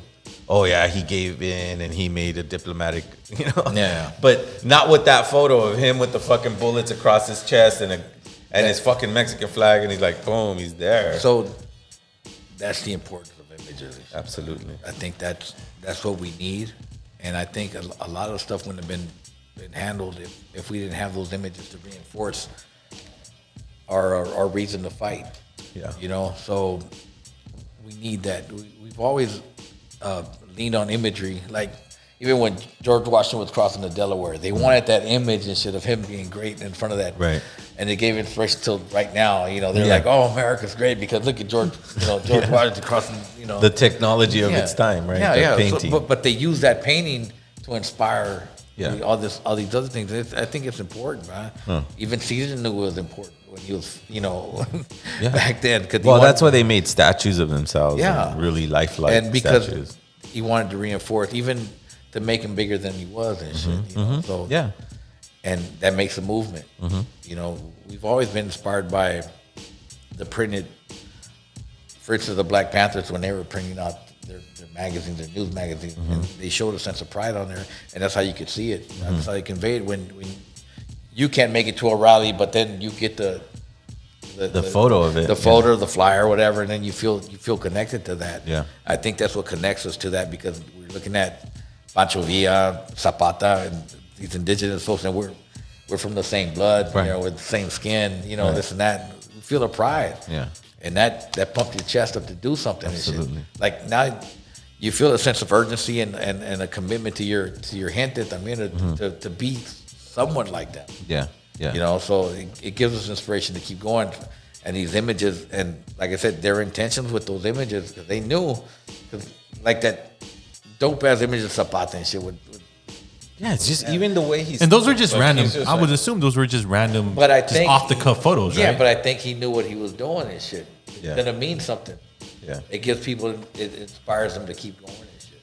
So, Absolutely. Well, in the Mexican Revolution, they had to go to different communities and ask them to join. Yeah. Like, you need to join us. You got to join us, though. You can't be like, nah, I'm not going to take a photo. You got to, there's a new technology. Get the guy with the camera, and I'm going to show you that we're going to win this war. And right. That's what Cisco's saying. He had to be standing up. I don't know if he knew that it was going to translate all the way to 2021, right? Yeah. Because we carry that I think same he resilience. was probably within that, I need this for now. Yeah. I think like I need to convince the next community, come with me. But what the result of that is till now, we still have a sense of pride because of that. Yeah. Because of that image. We see a man. Yeah. And we see his strength. Yeah. Through his character, his conviction and shit, how he looks on that image. We can translate it out that it's a strong man. Looked like he didn't take no shit from nobody. And then, we could say that from that, just looking at that image. Yeah. And we, like I said, when we're working, we have to work like if our ancestors are looking at us. We have to feel some kind of shame if we're not. I think that's inspiration. I actually needed that, Cisco. Thank you for telling me, Zero, and all of our audience. Like, Warlock, we all need that, right?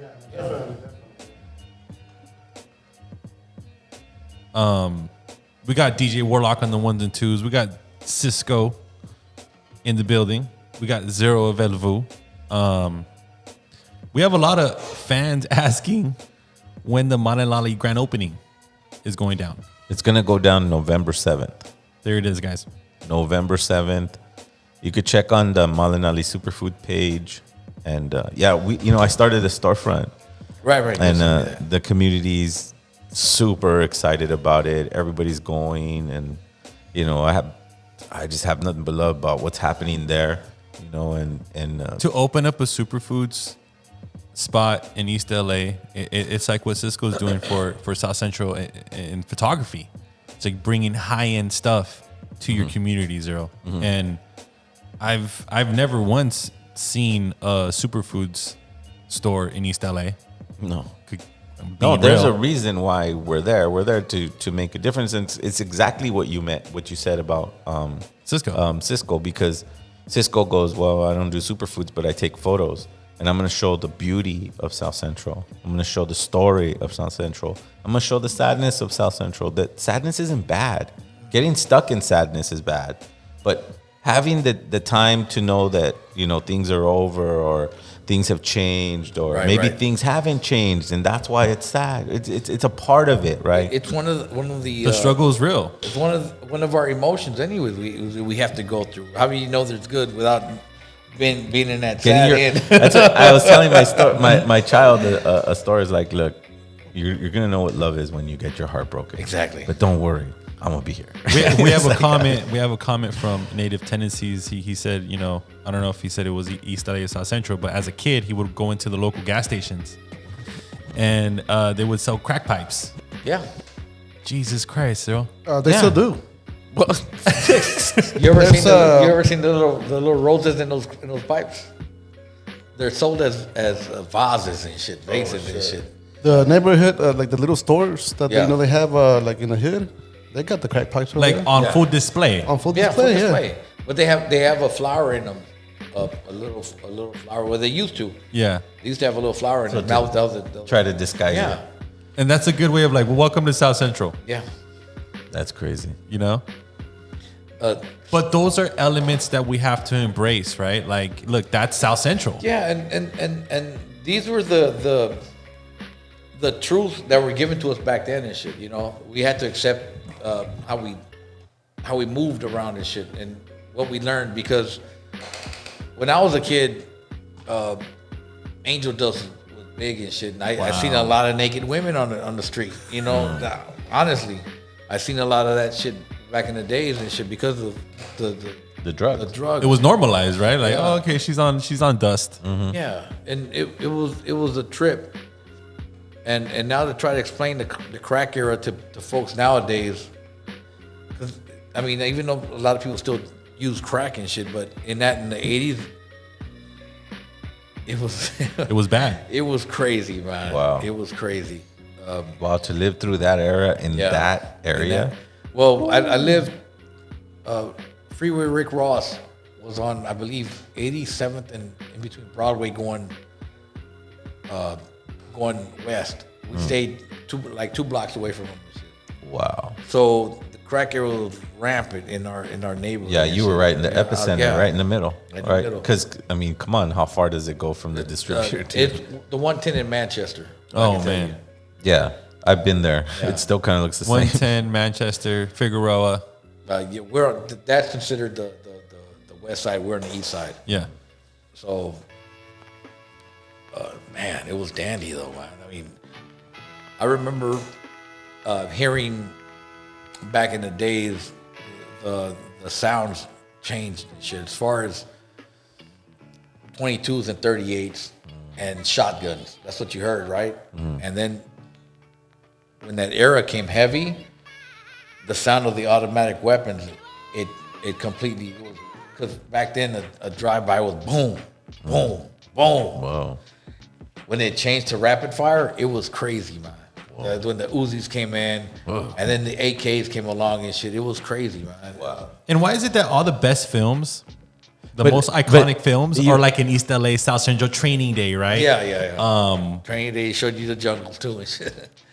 But to go back real quick though, he says that when he grew up, he heard 22s, 38s, shotguns, and then it went up to Uzis, AKs, and AKs. When the fuck did that happen? Where you get military grade weapons? There's a story. That's crazy. I mean, it went from what, 22s, 38s. Yeah, because those were the predominant weapons back in the days and shit. Well, you could go to a sports goods store and buy that. But in the early 80s, when you jump to Uzis and AKs, that's a big jump. Those are exotics. Those are like It's an insane thought when you said that. I was like, whoa, that's heavy. I heard it's the another difference. level. I heard the difference. And me and my brother were going to Fremont. This is like 88. Then me and my brother, we transferred to Roosevelt. We came out here to Roosevelt because we wanted to see different girls and shit. So we got an address from South Central. Me and my brother used to catch the bus to go to Roosevelt High School and shit. I think we did like 6-7 months before we got kicked out. But sometimes when we didn't go to school, we'd go to the park, and me and my brother would hang out with they would call bums and shit, winos and shit. And they would tell us these stories. I mean, I have great love for these. They're most likely dead. We had Happy, JT, and a couple other cats that we used to hang around with. And these winos used to buy drinks for us sometimes and shit, right? We used to sit back with them at the park when we did school and shit. So we were there at 8 in the morning drinking beer and wine with them. And they would tell us these stories about freight trains being left on Alameda with a padlock. And they would tell folks, that's the one you got to go to and shit. And it was the armory in there. So they would leave, back in the early 80s, they would leave these freight trains with just a padlock, no security, on Alameda back in the days and shit. Wow. And that brought a lot of guns to the neighborhoods and shit. Wow. Because where we grew up at was actually the hub city. You're where that they call Compton the hub city, right? South Central's always been prime real estate. Just imagine, South Central, you got what, 15 minutes, well, without traffic back then, shit. You got 15 minutes to San Pedro, which was the port where Everything. economy happens and shit, right? Then you got 15 minutes straight west. It's just the beaches, luxury and shit, fun times. And then you got 15 minutes to downtown. That's the perfect area to be at. Yeah. Yeah. So they've always wanted South Central. Wow. So they've always been for the destruction of that community to take over that. So now just imagine the homes in South Central. You got a house built in 1927, which needs plumbing and it's fucked up. It's still going for 600,000, 700,000, 800,000 now and shit. Wow. And that's what's crazy to me and shit. Yeah. So in my dreams, I was like, I'd buy a house in South Central and live there the rest of my life till I get old and shit, because but I know I couldn't go there no more because hell, who can afford it nowadays and shit. Right. And then you'd have to put so much repair. Yeah. And then security and whatnot and shit. So And who are the people that could afford a $600,000, $700,000 home right now on these homes that are being sold right now? they are shit. I don't know. Yeah. gentrifiers. Yeah, man. Straight So up. It's straight up. And I've had this love-hate relationship with real estate because of that. Remember the early 2000s on MTV and all this other shit that they had, these flipping homes and shit like that. I think that was the destruction of a lot of shit too. Absolutely. I mean, to go into a neighborhood and buy a house for 100,000 and sell it for 500,000, and then that changes the whole dynamic of the neighborhood now, because everybody's looking at, well, that house sold for that, and these people are renting, so I need to bring up the rent, and so that fucked up a lot of shit. So I have a hate for real estate people that have that kind of thing in mind, that they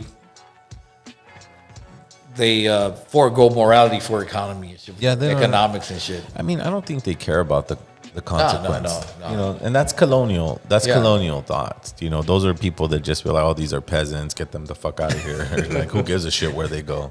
Yeah, they'll be more shit. And the numbers of homelessness in Los Angeles County is like fucking incredibly insane. Yeah, man, and they keep pushing them out of like Venice and downtown, and where do they go? To our neighborhoods. It's getting bad right now. It's bad, and a lot of them are just suffering through this ridiculous pandemic thing, and a lot of them lost their jobs through, people who were waiters and busboys at big restaurants. They got shut down and now have to do, jump over hurdles and hoops just to get a paying wage or whatever. It's all colonial thought. They never were trying to be nice or cordial or even sharing with anyone other than their colonial attitude and thought. So those are the consequences that we live with in South Central. consequence, we live in East LA. You know, this is it. They don't care. They've never cared. They never will care. And so we have to care. Like Cisco cares. And he goes, I'm going to go fucking tell the story of South Central, what I saw. Yeah, the person I knew. It's not going to be there for too long after this, man. So it's within my era, so I need to tell this story and shit. I think that's important. And the community. And you take beautiful photos, bro. And I think that people will listen to it and buy it, or whatever it is, whatever the goal is to really just leave a footprint. And leave a footprint of time. That's what photos do. Because change is inevitable, man. Yeah. It's going to happen. Yeah. And I know these images, because of the internet and whatnot, they'll be there forever and shit. Mm-hmm. You won't be able to erase them. You'll be able to go back to it. And I think documenting these things, the people, the community there, while it's still there, is important and shit. And maybe like Pancho Villa, and they'll give people the strength to fight that and shit. So we still want this community to be like it was and shit. You know? Yeah. And that's what the important thing is community. Because where I live at, there's no sense of community and shit. I know my next door neighbors, and that's it. Really, people down the street, nobody communicates with each other. I remember back in my old neighborhood on 8th and shit, that you used to go borrow tortillas and shit from a neighbor. The lady down the street is watching you, and she'd call your mom if you're breaking glass on this end and shit, whatever. So everybody felt responsible, and they could whoop your ass and shit, if you were doing bad and shit. And I think that's what I miss. And I know it's a reach to try to even form anything like that where I live at. It won't be there, but I still got these memories and I got these stories to tell that it might resonate with somebody. And it's like, yeah, we need to have that kind of community and shit. That has to be reinvented. Because what we got used to was just us suffering so much that we can reach out to somebody who cares. Yeah. Right. But then, we get a little success, or we have a little bit of money, or someone goes to school and someone gets a good job, and now we're better than them. Yeah. So we have to reinvent what community means. And I think that's what I'm trying to do with my superfood store, is try to reinvent what community means, because it doesn't mean that we have to stay struggling and poor being happy that we have to, like, oh, wow, I'm happy that there's a neighbor that can give me tortillas. It's like, no, we have to come together as a community to take care of ourselves, to sustain ourselves, and completely love ourselves. Because once we do that, then we're free of colonial manipulation, because we have our own sense of community and our own ability to take care of ourselves. Absolutely. And we're about to go ahead and bring Matatzin on board. We're going to get his perspective on this whole conversation. He's been listening to us the whole time, man. Absolutely. Hey, how's it going, Carnal? Dynamite show. You know what? Welcome back, Matatzin, right, Zero? Matatzin, he's back in town. How were your trips in Mexico? Oh, incredible. Everything's incredible. Absolutely. I want to thank very much your guest, because all this time been bringing all these memories back to my mind too. Grandfathers, uncles. Right. Especially right now at this time that as you mentioned already, that so many people have been suffering, right? We've lost so many good and beautiful people this past couple of years. Like things we never imagined, young friends, young, older. But at this time, thank goodness for those photos. Thank goodness for the photographs. Thank goodness for that we can relive those moments of those pictures that we've taken here and there. And once again, your guest makes it alive. In other words, it's not just a picture of something intimate, right? But it's something that makes you live again, I believe. Absolutely. And so I'm so glad and so happy about it. That's interesting that you say that, Uncle, because we just passed through what, me and my family have religiously been kind of putting together and offering an altar on this day, on the day of the first and the second for Dia de los Muertos. And we use photos. Exactly. We use photos to put on this altar so that we remember them. Talk a little bit about that, Uncle. What is the Day of the Dead, and how do we get caught up in it, and how are we building these altars to these ancestors that we don't want to forget, that we refuse to leave behind? Hello? Did he freeze? Yeah, I think he just froze up. Go ahead and give him a break. Hopefully it'll. Wow, he was staying there for a while. Yeah. Anyways, but we just recently went through the Day of the Dead, and I'm gonna let's see it. Here he comes. Here we go, Matsi. Yeah, I'm using my phone as my Wi-Fi, so it kind of went off. Oh, okay. But mainly, I just wanted to share a couple of things real quickly because Absolutely. Go the ahead. timing you mentioned, the timing is so special right now. Right now, we're in the last 13-day cycle of a Tonal Poali, of a 260-day sacred count, the count of the human being. And we're in the day only in movement. So we just got 3 more days after today. Flint, rain, and flower. And that'll be flower 13. That means the next day will be 1 Sipakti, and we begin a whole cycle again. It's so important, I believe, that we have an opportunity to get on the count and don't lose this count again. So we say today is 10, the day 10 movement, Olin. And tomorrow, 11 Flint, then 12 rain, and 13 flower. Completion, okay? Now, the Tonal Poali count is so special. And right now, we just came from, we've just been celebrating, and still celebrating, many people are, what we call the Day of the Dead. And a friend of mine said we have to decolonize the Day of the Dead, right? And remember what it's kind of really about. Right. And but mainly, it's important because people take into account these times. They build their altars, to respect those that have gone before us. Okay, and that's so important because all of us are standing on somebody else's shoulder. All of us, someone helped us. There was someone there that was willing to be there for us, and wasn't always in the limelight and stuff like that. Most of the people are not in the limelight, right? Most of the people doing the heavy work are just doing the work because part of their. Oh wow, that's powerful. Man, he was getting into it. That's powerful. He was definitely getting into it. It's probably coming on and off, but we got something set up very special for Matazine. Hopefully, we could do a workshop with them at the Manalani Superfoods. Okay. And I'm just so happy he contributed to today's episode. And it's relevant because we use photos to do the altares for the Day of the Dead. We need those memories so that we can remember. So that's how important these things are. And also to share when family does come and they're like, oh, I didn't know who's this. Yeah. This is who this was. This is my uncle, my cousin, this and that passed. And this and that. And we have those to commemorate them and to kind of tell their story, or it'll bring up the stories of when you were with them and whatnot, like that, or how you respected them through that image. Again, because they leave a source of energy through that. Absolutely. So we have to pick up on that, and I think that's why they're important, especially for the altars.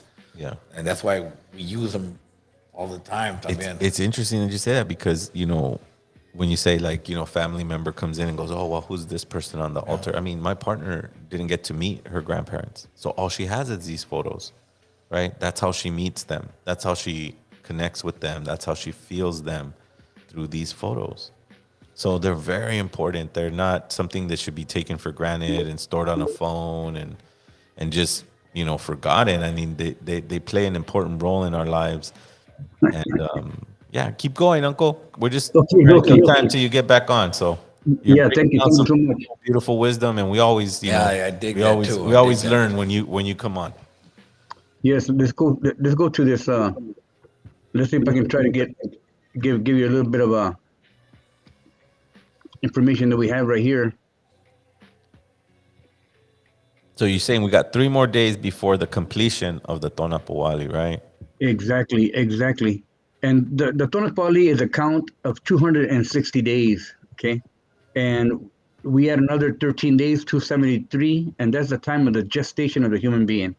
So important that we get back into this rhythm, back into the rhythm we call the rhythm that we're born in. And I was trying to get something on here and just go through it real quickly. I don't know if you can see my screen right now. Can you? No, we cannot, Matazine. No. You cannot. Okay. Then I'll just have to tell you about it. Go ahead. That's all good. As I said, we're on the day Olin, the day movement. Okay, so every day's got a companion. that we call Ilwika Postintli, respectable cosmic companion. And it represents the potential that exists in a piece of time to fulfill the mission. So we're going to be going through a brand new cycle. And let me see if you can see this one here. Can you see this one? Hold on. Yes. Now we're good. Okay, there it is. The day today, 10 Olin movement. That's Okay, my and son's name. okay, Wow. that's guided by what we call right here Xolo Tecutli. This is Mm. actually Venus as the evening star, and you can see it was out there tonight, brighter than ever. Here we are in this 13-day piece of time. See, it's the rabbit is the last one, and see, we're approximately right here on Olin, and it's guided by these two companions that we call Xutecutli on the left and Chipetotec on the right. Okay. At the same time, we have a companion that we call a companion of the night. Happens to be this little guy right here, Pitzinte Kutli. This is actually the color spectrum, what allows you to see colors. So all of these names and images are just very scientific and at the same time astronomical. This is the guide of the day today because of the number 10 that we're in. We're guided by this tecolote, the owl, and we're in the year 9 house. Now, I want to invite you to check out my website only because you can see it every day, every moment that we're in. Right now, we're in this piece of time, okay? And it's guided by Tlas. Dang it. I think he froze up again. Yeah, we're gonna make sure we're gonna post Matasin's website on this show. I'm interested Thank in you, that there. thank you, Matasin, for contributing to this podcast. His wise words meant so much, right, Zero? Yeah, well, he's trying to get us back on a cycle that's very important. So, in the Tona Powali, there's, Tona Powali, there's 260 days. They're sacred, right? And they're numbered, and each 20-day sign has 13 days, right? It has its 13-day, and then it goes to 13, and then the next one takes its first day. So what he's trying to say is that Sipatli, which is the first day of the calendar, is going to hit 1. So it's going to be 1 Sipatli. And that's a completion of a 260-day count. And that's an important time to kind of... I was explaining this to somebody who came into the shop, a young man. I told him, look, Western time and our time is very, very different. We look at time as, I'm late, I got to go somewhere, right? When they looked at time was, oh, this person's coming. Oh, this energy's coming. Oh, I have to be prepared. Not late, you understand? Yeah. They're ready for it all the time. So, yeah, if he can come back on, I mean, He's back on. Are we back again? we're Yeah. back again. We'll keep coming back until your statement is done, Uncle. I mean, I Yeah. know you're coming off your phone, so we're gonna be patient. Hopefully, LA natives be patient that we're not a rich millionaire or conglomerate that could set out satellite Wi-Fi cameras. We're gonna do what we can, and the floor is yours, Uncle, all the time. Okay, thank you so much. This is exactly what we want to do here. We want to share just a little bit, and so hopefully you can see what we got here. Let me see. Here we go. I'm gonna go quickly through this. You can see my screen now, right? Yes. Okay, this right here is a tonal poali. Okay, now look at Okay. this. They call them the gods of life and death, but however, it's not. That's Quetzalcoatl. They're on the right, and Mictlantecutli. Mictlantecutli is actually the guide of abundant transformation. Okay, and that's why he's in the maternal womb. This is the maternal womb here. Down here in the bottom, you see the crocodile. See, and then you travel 12 more little dots, and then you get to the jaguar. You come back and forth. The deer, the flower, it's going back and forth like this. So now we're here in the rabbit, and we're way down to this point. So that's why I said just 3 more days, and then we begin again. And so this is very special that we have here. I want to go real quickly to the signs that you will see. So the first one is the crocodile, and then comes the jaguar. Look at this. Look at the beautiful things here. The deer, the flower, the reed, the skull, the rain, So this is all in what we call a Codex Borgia nowadays. The herb, see, the serpent, the flint. This happens to be my 13-day cycle. I really love to see this. It tells me about my mission to plant the seed of transformation of the sun into the people. We all have our mission cut out for us, and it's written in these books. Remember one thing I say, it's not about us, okay? It's about time. So it's not really, I'm not the jaguar, I'm not the eagle, but the day is. And if I take advantage of that time, I can make things happen, make things become more real to me, because I'm not going to take anything for granted. Here we got the lizard. Here we got movement. Here we had the day of the dog guiding this 13-day cycle. Here the day of the house. So these are all 13-day periods. And you can see these are all, a lot of action is happening in these 13-day periods. And our lives are actually painted in these 13-day periods. So it's very important for us to get this information. Now, here we are today, and this information right here on the day 13 10 movement right here, holding. This is Xutecuhtli. That's the light of the sun when it's directly above our heads. And this is Chipet Totec, our guide that helps us shed our old skin. It's not the skin in a man. It's as a serpent sheds its old skin. This is has been colored, but nonetheless, it's an original image as well. This image right here. And you can see this image. It's actually the same thing if we're looking at, it's a 13-day cycle. This is interesting. If you can see my little hand moving here, it starts right here with the crocodile, and it comes up to the jaguar, and then to the deer, the flower, see the reed? You see that? It's going in 13-day cycles. But you know what? This is a different codex. It's not even the same one. So they try to tell us, as you said already in another instance, that a lot of times things are meant to divide us. But this here was meant to bring us all together, because this is not, like they said, I say all the time, right? It's not a Naztec thing. It's not an Indian thing. And it's not even a Mexican thing. It's a human experience. And all this information is found right here in this calendar system. You know, that's why this is so very, very special. And I think that we have something very important to share. Again, the time has come. 500 years. I think we lost him. This is dope information on there, though. And as he's saying, with these days coming up, and that calendar is sort of like a guide, a map for us to when we should make moves. Well, what it is that our ancestors studied nature so long that they put symbols on each day, right? And those symbols have a number, right? And they go through cyclical cycles of 260 days. And each one has its energy. So when you think of the energy of, let's say, the day flower, right? You don't just go, I'm going to mimic a flower, but you start to break down why a flower is a flower. Right. And you use those thoughts in your day because you're in the energy of that. Right. Like, let's say, for instance, the skull, right? The skull represents a person's death or whatever. But within that death, there's reflection, the reflection of your life.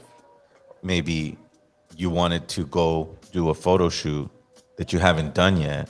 On that day, you go, I'm going to go do that photo shoot that I never, and we see how we're going to start to move within the energies of this sacred calendar. And it's all tied in. Yeah. Right. To the human experience. So that's basically what Uncle Masatzin is trying to convey, but they're very intricate. And the more we study it, the more we get him to talk about it, the more it opens up these doors. And there's more to come. And you know what? I'm going to be honest with you. I want to set up a photo shoot between you and Masatzin. I think that would be dope. You know, every picture that I've seen of him, it's always dope as fuck, right, Zero? Yeah, he's such a cool guy. He's a great. He's my elder, you know. He's my elder in the sense that he teaches us things that the concepts and the time that he put into figuring these things out for us, not for us, but like to share, as he says, it's not an Aztec thing, it's not a Mexican thing. This is science and what people call religion, right? Right now we follow a Greco-Roman calendar that only tells us to go to work, pay your taxes, don't be late, right? This concept of time is very, very different from that. I'm gonna let all my audience know.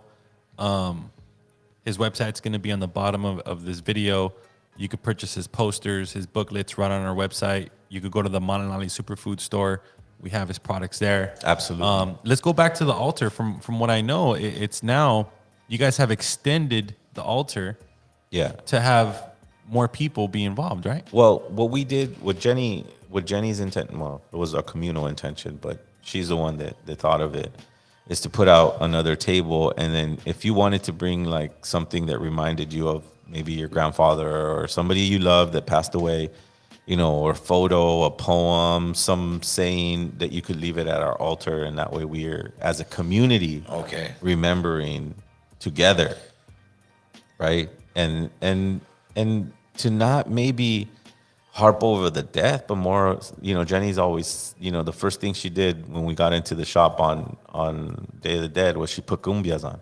And she's like, I'm going to dance with my dad because my dad loved to dance. And she was so happy and she had a big smile on her face and she was remembering her dad. She was in mourning her dad. She was living with her dad because her dad lives inside of her. Right. Right. Just like those great, like as Mazatzin is explaining these glyphs, right? These glyphs that were written in books, they're photos, bro. Yeah. They're photos. They just tell a different story. They're a different technology, right? The technology of one's intention to bring science and the unknowing, you'll never know it. That's what people call religion, together in a system that continues to move, whether we pay attention to it or not. Absolutely. And that's why it's so important that when we have an uncle like Mazatzin come and share his message with us, that we pay attention, that we do whatever we can to be involved in learning this, because it's ours. It's not only ours, it's humanity's. Yeah.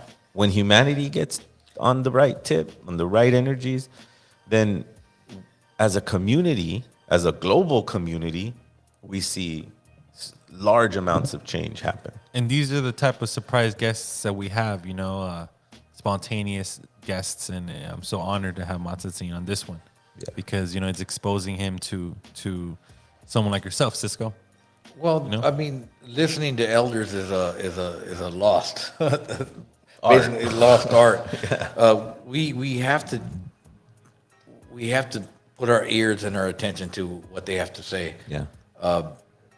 It's It's kind of like you with the individual that lived in your neighborhood who was Yeah. 80 years old. Like, how many people go up to him and say, "Hey, tell me the old stories of back in the past"? Doesn't get that. So when I sit back and ask him these questions, because he's reliving a lot of this stuff too, and that's what they're here for. Like I have a statement that I make to a lot of younger cats. We have to watch who we are and what we learn and what we contribute to society too, because along with age, we can become old bastards or we can become elders and shit. You know, and that's important to me to have a sense of knowledge of who we are. You know, even if I don't go back to our indigenous foundation, Right. but of stuff that I learned from my community, from my elders and Yeah, stuff too. absolutely. You know, it's not only I think it's an obligation of us to share this with the youth, even if they're not readily there to hear us. We have to share it to who we can, because we, like I said, we have to plant the seed and leave a footprint of the traditions and that we learned Right. through either our urban society and shit and the era that we were born in and were raised in. Because there's a lot that we have to share a lot of knowledge too that we've gained through that. Well, So- one day we're going to be in the position of having to share what we experienced. Exactly. And how that's going to tie in. But that's why I think our voices are important.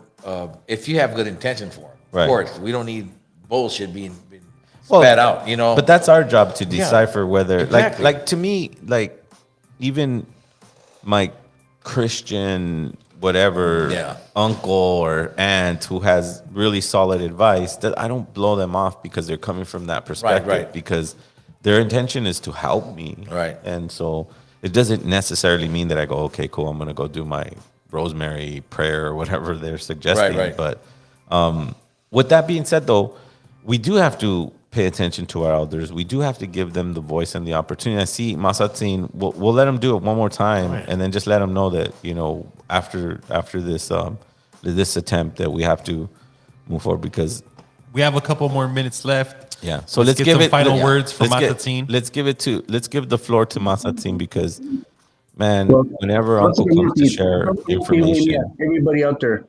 remember, this is Real your quick. year, okay? Real quick, Regardless of nationality, place of origin, where you come from, this is cosmic identity. And we're going to learn how to see with our eyes closed, see with our corazón. Because what the brother was talking about earlier, that's exactly what it's about. It's wherever you come from, wherever you're at, but that's your home, that's your life. And what do you want to do? Share with others. And that's so important what you said, Zero, that please talk to your grandpa, talk to your uncle, these are the heroes. These important. are the elders. And don't be disrespectful to any elder, Absolutely. because they have something special for you. They really, really do. Even if it's just maybe not be like them or maybe follow them. But in other words, they're an example for us. Okay. And it's a lesson learned from them too. So wow, that was a good yeah, that's dope. last words right there, Zero. yeah. And we got more to come. We can have Masatzin on here for 5-6 hours straight. I man. want to he get will, with my man right there too. He will have our ears all day, every day. But we definitely got some projects in the works for our audience. Man, Zero, we got a lot of people tuning in right now. It's almost literally 11 p.m. and we have a full house. So I want to thank all of our listeners, all of our viewers, right, Zero? It just means so much to us. Absolutely. I want to thank DJ Warlock One for providing the ambiance and ability to have some cool ass music. Yeah, and I've been listening to it in the background. It's been dope, Bro, man. I was I'm trying to fight myself from spitting a verse, bro. Just randomly, just out of in the middle of them talking, I'm gonna spit a verse. It's like, nah, I love my brother DJ I'm honored Warlock. to be here, man. Whenever I can, I'll be here. Absolutely, you're always welcome. Anytime. You got sure you got a VIP pass, bro. Whenever you want to come in and Make do your sure thing. everyone follows DJ Warlock One on Exactly, I got him. on Instagram, on YouTube. Check out all of his production. He's made tracks with Jag, Ozamali, Sub One, Zero of El Vuh, plus many more. And by the time he's done, well, he's not probably ever going to be done until maybe he's resting. But until then, he's going to be making bangers with whoever's in front of him, because he has so much experience and love for his craft. In the terms of Masatzin, we have the Malinali Kali. And in that Malinali Kali, we're going to have Masatzin come for as long as he wants and speak for as long as he wants. And unfortunately, we have technical difficulties on our side and his side. And, but I'm glad that he chimed in and he talked about what he talked about and the importance of we have 3 days to get on a cycle that is coming to completion, right? He showed us an example of Mictlantecutli and Quetzalcoatl in the back to back. And that whole sequence of information is a 260-day cycle, is what I got out from his explanation. We're just hitting the tip of the iceberg when it comes to this information, because Uncle Masatzin is a part of LA Natives. He will always be a part of LA Natives, and once we get the kinks, he's a very busy man too. So he doesn't just lecture here; he lectures everywhere and wherever he can. And so I want to thank him for coming on. I want to thank Cisco for coming on. I want to thank him too. Yeah. Keep doing the good work, Uncle Masatzin, and let's give me a phone call so we can set up the workshop at Malinali and we can have it properly promoted. We can have a packed house, and it's time. It's our time, and we have a house for you now. Whenever you're in Los Angeles, we need to schedule a workshop. It's kind of hard to do it like when you get here one day, but with time, like you say, it's important. And we'll definitely give Uncle Masatzin the floor that he deserves, and we'll have to get him back on the podcast for an episode of just Absolutely. Masatzin. Yeah, man, we're gonna be releasing some exclusive content with some pre-recorded content that we could release on YouTube, Right. Patreon, onto our Spotify. I want to make an announcement. We're the first of its kind podcast to make it onto Spotify video. So now we're tapping into a whole different range of audience, Zero. How do you feel about that? It's cool because people want to see the personality that they're talking to. Some people don't. Some people like to just play and then they work and they do their thing. But there's a whole other audience that wants to see the characters behind Spotify's blowing up, and it's an honor for LA Natives Podcast, Las Aslan Natives Podcast, Mexica, indigenous hip hop, native. It's truly one of a kind, right, Cisco? And for us to be qualified and now present our videos on Spotify, it's a blessing. And it just goes to show that we need to continue to move forward. We're going to be dedicated once a week, right, Zero? We're all busy men, right? We're all influencers, entrepreneurs, whatnot. But, we're doing this for you guys, and we really appreciate everyone tuning in. Absolutely. I want to thank everybody who has gone to Malinali Superfoods, which is located at 4528 Whittier Boulevard in the heart of East Los Angeles. Thank you for supporting us, for coming out, for sharing it with your family, for bringing your kids, and knowing that we're giving them a healthy product. It's not something that's going to harm them or make them addicted to what we sell. The main reason that me and my partner really put all of our we gambled it all. It was like, let's do this with the intention to bring a community together that has been starving for information. And that's why I'm so happy that we have a connection with my, and he has his information at our storefront, and he has his posters, and we'll continue to have that for you as long as he allows us to take care of that for him. And I just want to let him know that we love him very much, and that I'm so happy that you think of us right away when you get into town, and That's dope. and you start to communicate, and he knows that we're here to proliferate his message. His message is going to get all across Anahuac, and we have to do it to our best of our ability, and he has so much. I mean, the brother, like a 5-minute conversation isn't justice. Like 10 minutes with Masatzin isn't, like, you almost want to go. Shout out to Sub One. I just recently heard his new track, and he actually sampled some of Matatsin's vocals off of our podcast to his new track. So That was amazing. Jam-packed episode. I can't wait for all of our Spotify listeners and our people who couldn't make it live today to watch it on YouTube. Much love and respect. Any final words, Zero? Yes, I want to say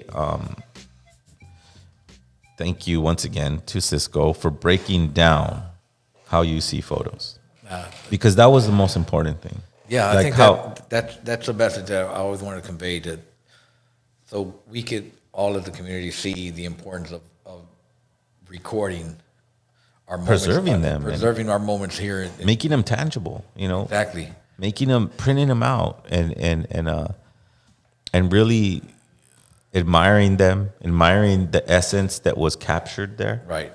And having that new respect. So I hope the community out there really digested what a professional photographer's, he let us into his world and let us see his mind, and know that those photos are very special, and we shouldn't take any photo for granted, because the person that we're capturing we really love, right? Exactly. And maybe one day we'll have to use that in whatever capacity that we need to, either whether it be long time from now, and you're 80 years old and you're looking at that picture that you took a while ago. Right? A lot of that, like I said before, is it's almost on a selfish end with me, because I made a statement where if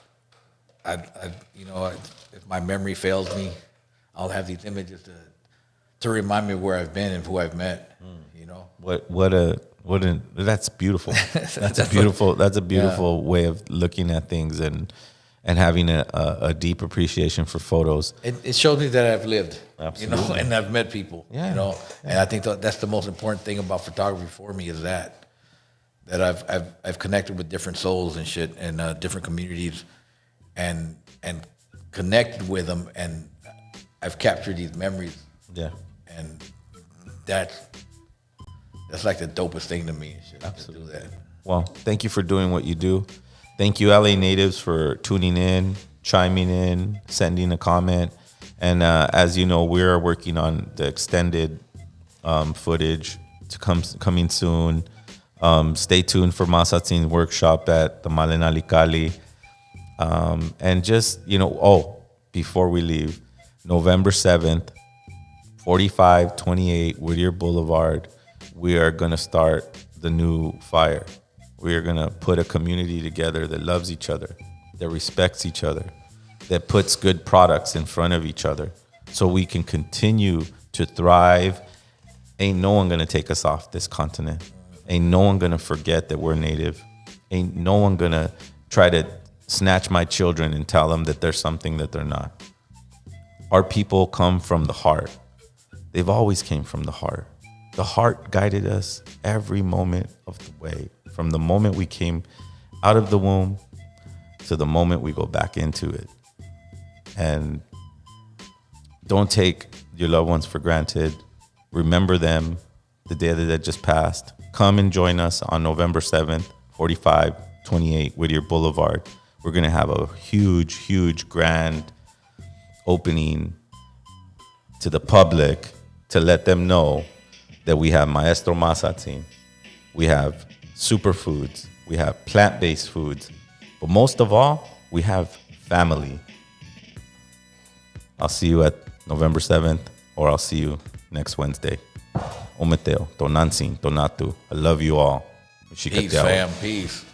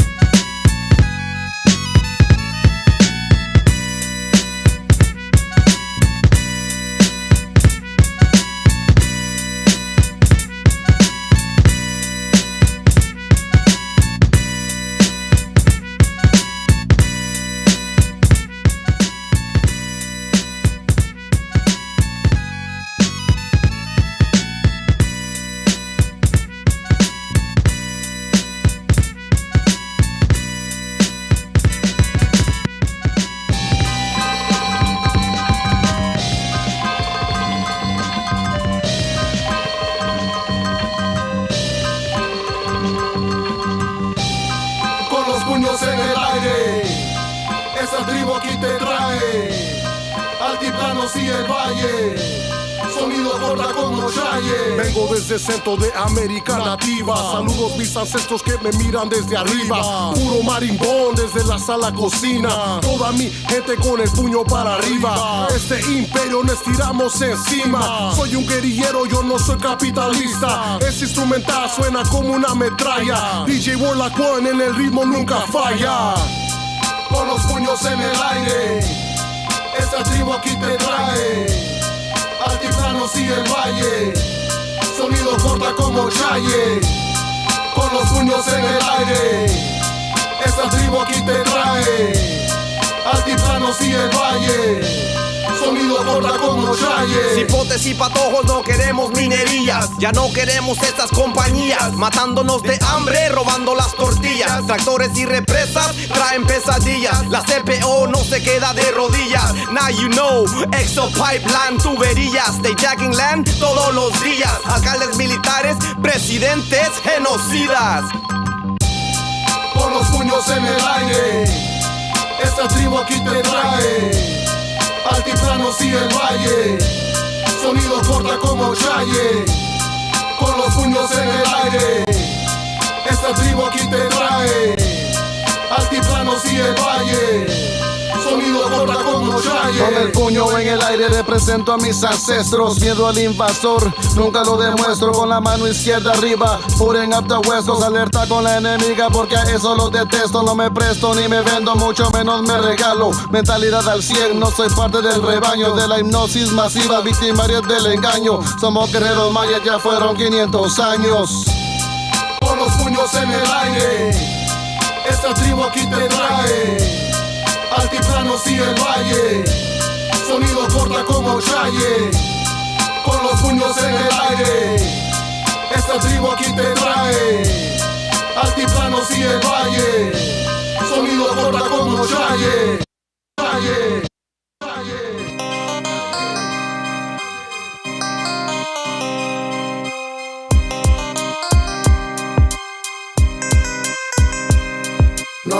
No dispare, got my hands up. Don't shoot, pero no me rindo. No dispare, got my hands up. Don't shoot, pero no me rindo. Manos arriba dice el puerco, cuando no está agonizando en el suelo casi muerto. En no perder la vida yo me esfuerzo, mientras la autoridad planea aventarme en el puerto. Ya no hay justicia, no hay compasión. Si no somos de pie clara no llegamos a la estación. Directito a la morgue, mientras que el asesino le pagan vacaciones y se esconde. Chotas, asesinos, invasores, matándonos por siglos. Crooked white cops always killing us. Gringos, racistas, terroristas son los mismos. La nueva versión del fascismo, impuesto en la área metropolitana. En las escuelas van a haber tanquetas cuando suene la campana. Planteles de acero y cemento en la ventana. No dispare, got my hands up. Don't shoot, pero no me rindo. No dispare.